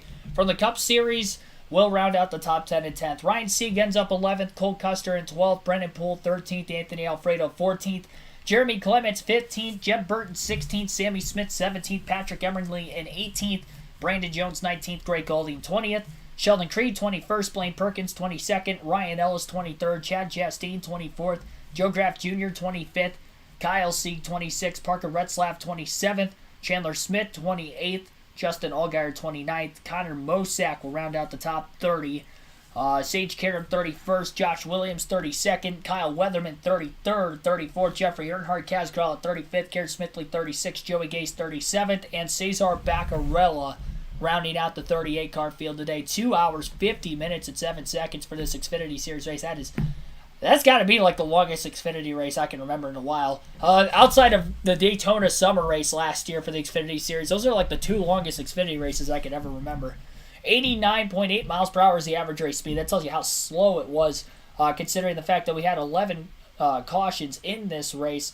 Not only we had the 11 yellows, though, but a lot of caution laps, especially at Stage 1. We had 5 cautions in the first stage of the race. 5 in Stage 1, then we had 4 of them in Stage 2, and only 2 in the final stage. Austin Hill led the most laps, wins the race. 103 laps led for him after starting on the pole. Unbelievable. He is one of 8 different leaders in this race. And with those 8 different leaders, we had a grand total of 14 lead changes, it appears. Actually, that might be wrong. 16 lead changes with the 8 different leaders in today's race. And he by far led the most laps, by the way. Austin Hill led 103 laps. The next closest was Anthony Alfredo with 18 laps led. Austin Hill, what a dominating race and a dominating start to this season for him, winning 3 of the first 5 races for RCR in the Xfinity Series. He's ended up almost won a stage today, too. Finished second in the stage, a lot of stage points. He's got a massive lead already in his regular season standings, but still 21 races to go to try to get that regular season championship. Honestly, though, it's going to be tough to fall back. He's going to have some catastrophic events here off the early going of the race, or early going of the season that he has had so far if he's going to drop far behind in points pretty soon. He had a 3.75 average finish through the first 4 races coming into today's race, and that's only going to get even lower considering he won again. So that is the full field finishing order. The PBA is now on FS1, so no more driver interviews to come from there. Thanks for everybody tuning in today. Be sure to hit the like button on your way out if you haven't done so already, and subscribe again for more daily NASCAR content on the channel. We'll go live tomorrow for the Cup Series race at 2:30 p.m. Eastern Standard Time. Hope to see you guys for that one. Have a good rest of your Saturday night, and I will see you back better than ever again for our pre-race and live commentary coverage tomorrow for the Cup race at Atlanta. Have a good one, everybody, and I'll see you guys back better than ever again tomorrow afternoon.